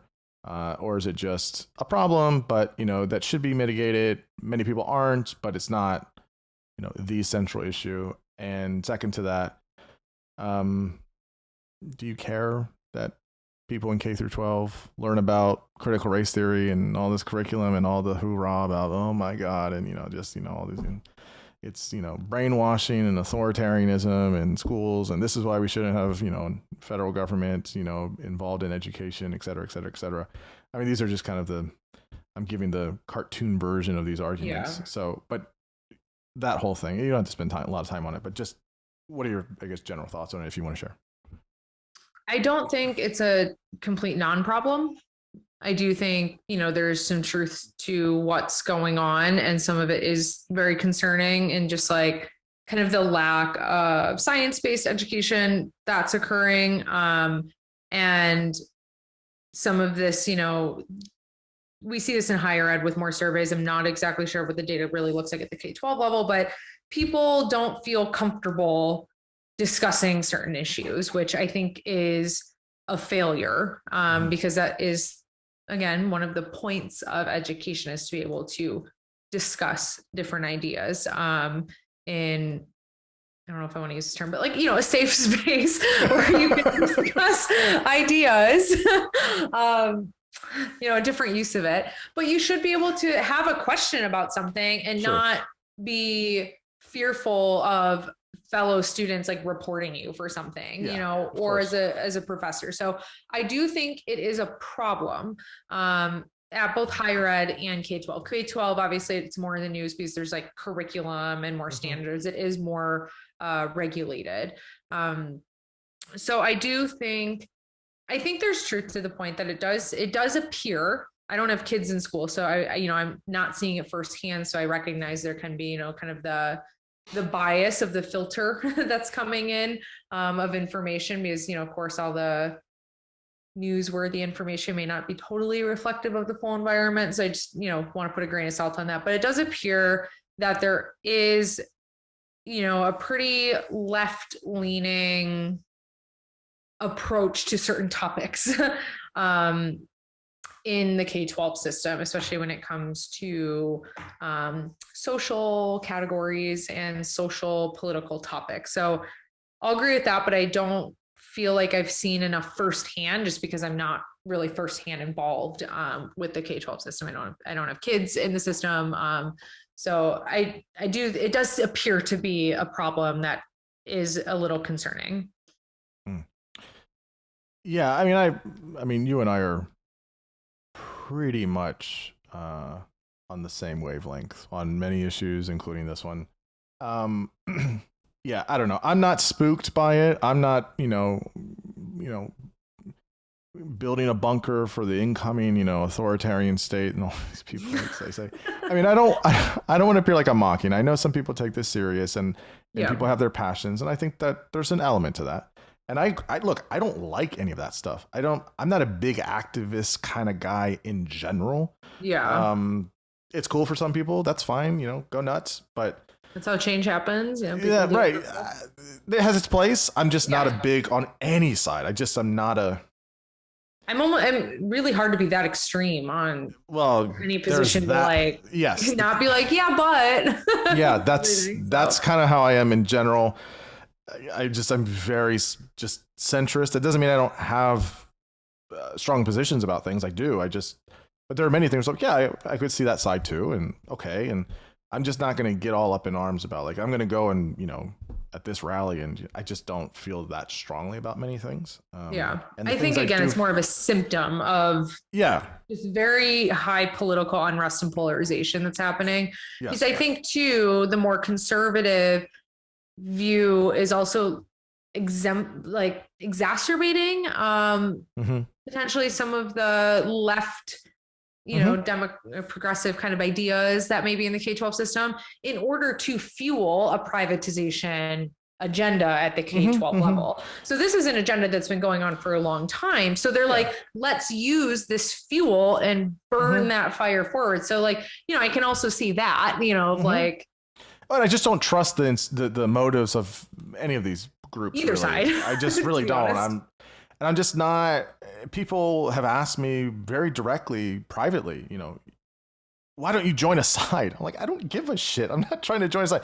They're problematic, and I think problematic in different ways, and that's one thing about the curriculum for K through 12 and stuff. I mean, you tell me what you think about this. I mean, and this is not, I understand that what I'm going to say might not show my privilege, I guess, if you want to say it that way, but a kind of, it's giving light to the kind of environment I'm in, I guess. I don't know how to say it. I think it's I think we have to look, we shouldn't have, I think in a general way, I don't think in elementary school we should be teaching kids about race and all this stuff. I just don't at that level. I just don't think that that's really helpful. I think you can vary in a roundabout way, just show that, many people are different for different reasons, et cetera. But it's like I'm not trying to make this comparison, but you don't do sex ed in third grade, right? You wait until middle schoolish and then high school. If you want to have it as a comparative view that you take in sophomore year of high school, fine, whatever. Not, a curriculum that's centered around that. I have problems with that in general. Okay, fine. Am I going to go and, stand in, picket and line and all this stuff? No, I'm not going to do that. But that being said, I do have a daughter that's in school and she gets some of this stuff a little bit. I've seen some pretty bad stuff. So I have seen some really bad stuff. Like we have people having what do they call them? Struggle sessions and stuff like. I mean, I've seen some really awful stuff. Like, I think in some districts it's pretty bad. Yeah. But she hasn't had that much exposure. But I always tell her, I'm like, look, you treat this like everything else. How are you thinking about this? Right? What's your first reaction? Why is that your first reaction? What are the arguments for this? What are the arguments against it? Are there alternatives to this? Trying to train her to be able to live on this planet as an adult human being when she's out of the house in the best way possible. How am I training her to use good critical thinking and good judgment and to see perspectives, to not demonize people, to not, and she makes her own opinions. Okay. And I trust that, own opinions about, these kinds of ideas and stuff. And I don't know, I think if parents are involved with their kids' education, for certain things like that, it should be kind of in that way. How are you training them to think about things, even if they come to a different opinion than yours? Mm-hmm. And I think we have to trust, kids have a really good way of saying, yeah, no, that doesn't make sense. Or no, that's weird. No. Very little filter. Yeah. And, again, I don't want curriculums for them to be centered around, an ideology that came out of a legal system that's now being applied to every single square inch of society or trying to, in the past 3 years. That's strange to me, but, and very reactionary. But yeah, I'm not running for the hills about, we're going to have a takeover of, this, all these things. And I agree with you. I don't trust the motives of either side of that. They're not trying to use it for some of their own, pet projects they've been trying to push in some way for the past, 70 years or whatever it is. So I definitely agree with you. I'm not outraged. Maybe I should be. I know people tell me I should be, but yeah, I'm very centered on this. One question before my last one is about school choice and options. So we've talked about this in different ways. So I just kind of in a pointed way, I guess I'll ask, I think both you and I agree at all levels, even K through 12, there should be school choice and options. I think I said that at the beginning, right? Which was, look, I want there to be options. I always want there to be options for people, and a public one should be an option, but I don't think that should be the only one. Mm-hmm. So we have private schools and prep schools and charter schools, which were very popular. People have come to realize about charter schools that it really depends on which one. Highly variable. Highly variable. And then homeschooling. I don't know if you saw the tweet I made a week or two ago of this strange fascination with some people of, well, if you don't like the curriculum, just pull your kids out of school and just homeschool them. It's like, yes, I'm going to quit my job and teach my child all of this stuff that I, A, don't have training in, and B, that I haven't looked at in 25 years. And that's what I'm going to do full time? What? That's just again, it's this, I feel like maybe I'm wrong on this. I don't know. I don't want to paint a broad brush, but I just feel like people think because they have the internet, they don't need systems and institutions anymore, which is fucking ridiculous. I don't think we should put blind trust in institutions and tell me what I need to think. Obviously, there's a benefit to them. There's a function of there's them. a function to them. People fill institutions. Maybe we need to figure out the way to have good, valuable, incentivized, healthy people using those systems for other people, fine. But this idea of like, which just homeschooling went up, like 16% or whatever in the past 2 years. And it's just like, that's going to be another problem that we were saying earlier. You're going to have. I'm curious of how that's supposed to like fix the bias problem. If you just have like one person, one, two max, maybe. And then it's also similar. I see a large overlap between the people that are like, we need to keep all the ACT and SAT tests and, I don't want an online medical school doctor and someone who has like a crappy ACT score, doing my surgery, like all this training credential crap. And then it's just like, but yeah, anyone can just homeschool their kid, no training necessary. And I'm just like, all right, I'm a highly educated person who I think, knows a pretty good amount about a lot of things, but, not, bunch about it. I'm not an expert in everything. I don't want to teach my kid all these different topics and areas. And also I think that fundamentally gets away from the idea that kids need broad exposure to a lot of things. So this also goes back to some of the other issues you were talking about in kind of the question before this was, I think we have good intentions going on at the K-12 level, but I think we're enacting really dumb solutions to it or like overreactions to some of it of like, okay, we want to teach kids, an accurate history of the United States, an understanding of, different cultures and race and ethnicity groups. But we shouldn't do that by separating students out by, your cultural background and having them have their own space to learn. I'm like, that doesn't make any sense. The school system that I grew up in, I grew up in Metro Detroit, which is a very diverse area. Mm-hmm. I took for granted how diverse Metro Detroit is in terms of like race and ethnicity background until I moved to Utah, which, is a very white, a very white homogeneous place. And I wasn't taught about like all these, specific, obviously these, kind of ideological kind of positions that we have now. But how you learn about different people and different backgrounds and individuals is by having exposure and interacting with people of diverse backgrounds and ethnicities. And one of the primary ways of doing that. That's the best way to do it, rather than just being, I feel like now, like the curriculum is really, and this is broader an identity kind of politic area. My thoughts on this is that we're overdoing it and we're just like essentializing groups and identities more than what we're trying to correct about the essentializing of these different groups.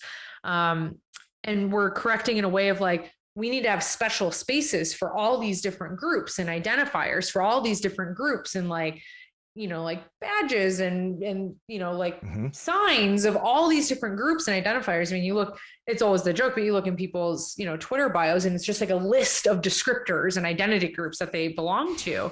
And I'm just like, this is making it worse. This is essentializing and boxing people in more, when the idea behind it, the intention again behind it is to recognize the diversity of people, right. And who they are and what makes them unique. Yet we're trying to do that and teach kids that by essentializing everyone in all these different groups, and trying to separate out all these different groups. So, I went to a school that was very diverse and didn't think anything of it. Like I didn't like actively think about these things until I was in college, where these were more of an essential issue. So, I think, I don't think homeschooling, for example, or the school of choice is going to help this issue in any way. It's a reaction to poor, or what I think are poor decisions and kind of how we're handling this, or some of these more cultural, political things of the time. So I think that's a reaction to it. You're really just decreasing the exposure of children to more diverse people, and more diverse perspectives. You're seeing one person now for 10 years rather than seeing a variety of people over 10 years and interacting with other peers and things your age. So I don't think that's the best correction. And then the idea of like, the function of institutions, for example, institutions, especially in a community, are very functional for, creating that sense of community, making people care about their community, invest in their community. And that's really, really important to kind of keep people invested in our cities and communities, and not have so much unrest going on. And a terrible way to do that is to be like, all school of choice, because then the line is always, parents can choose the best schools for their kids. I'm like, well, statistics, you keep doing this, all we're going to do is continue to stratify out these public or these institutions. We're further going, if you're, sending your kid to a private school or sending your kid to whatever school, you're now going to be less invested in the community that you're living in if you're sending them to a school that's not in that area. I don't think that's helpful at a bigger picture level. And then again, what I mentioned at the beginning, we're just going to massively increase the inequality, from the lowest students to the highest. I think it's going to continue. I think it's a net negative, going in that general direction with school. Yeah, I agree. I mean, I don't know if you know this. I've said it a little bit, but I didn't say it in the tweet because I was being intentionally deceptive. I was homeschooled for most of my life, and I had a good experience. But I mean, credit to my mom, I guess. She saw it early or whatever. But I've always been a nerd. I mean, I'm just really into school, and some of it was, I was raised fundamentalist Christian. I'm obviously not now, but some of it was a good student to school. Yes, right. So some of it was, quasi-religious. She didn't like some of the curriculum or whatever. That's fine. That was her choice. But she literally, she was a stay-at-home mom, and she did other things. But she,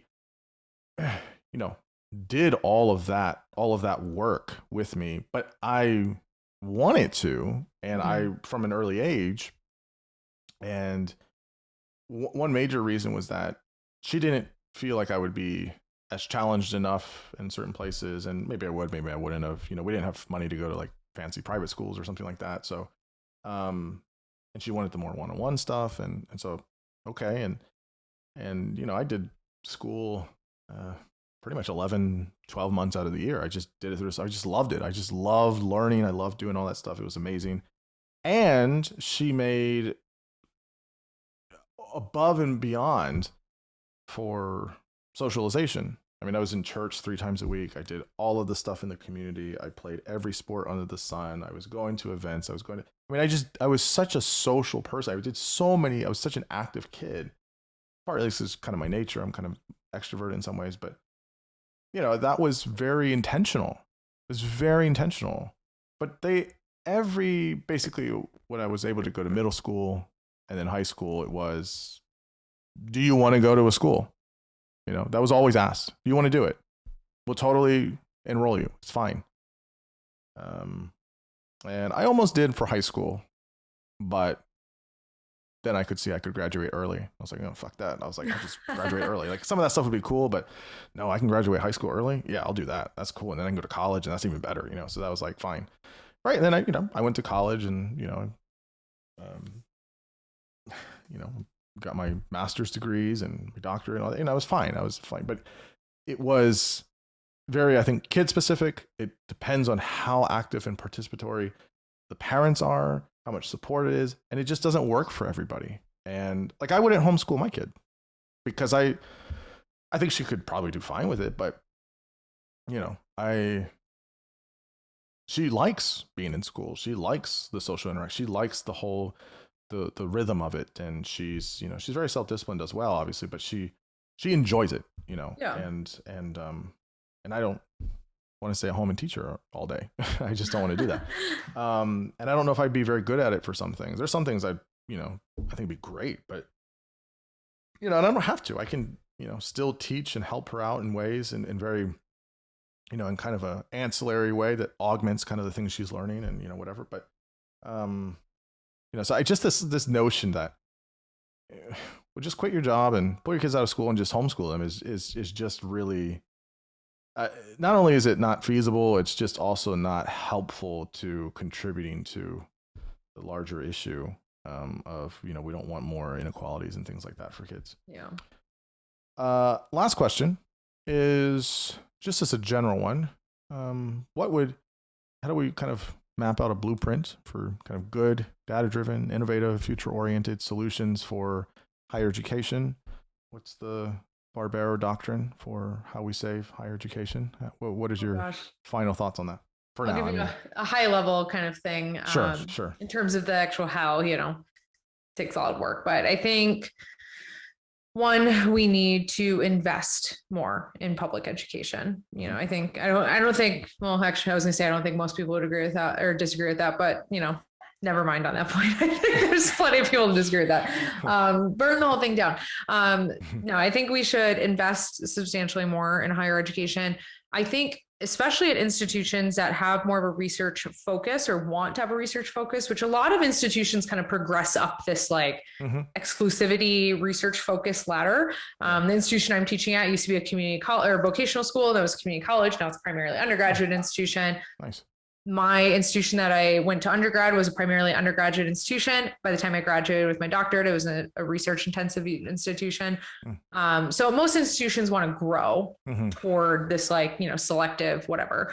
We need to do what some systems like the UC system does this a little bit, but I think this needs to be pretty standard across research-based institutions, is having tenure track research professors, tenure track teaching professors. We need who have the same base pay. We don't have full-time, not full-time lecturers who are getting paid, a fraction of what a tenure track professor is. We need full tenure track professors on both ends.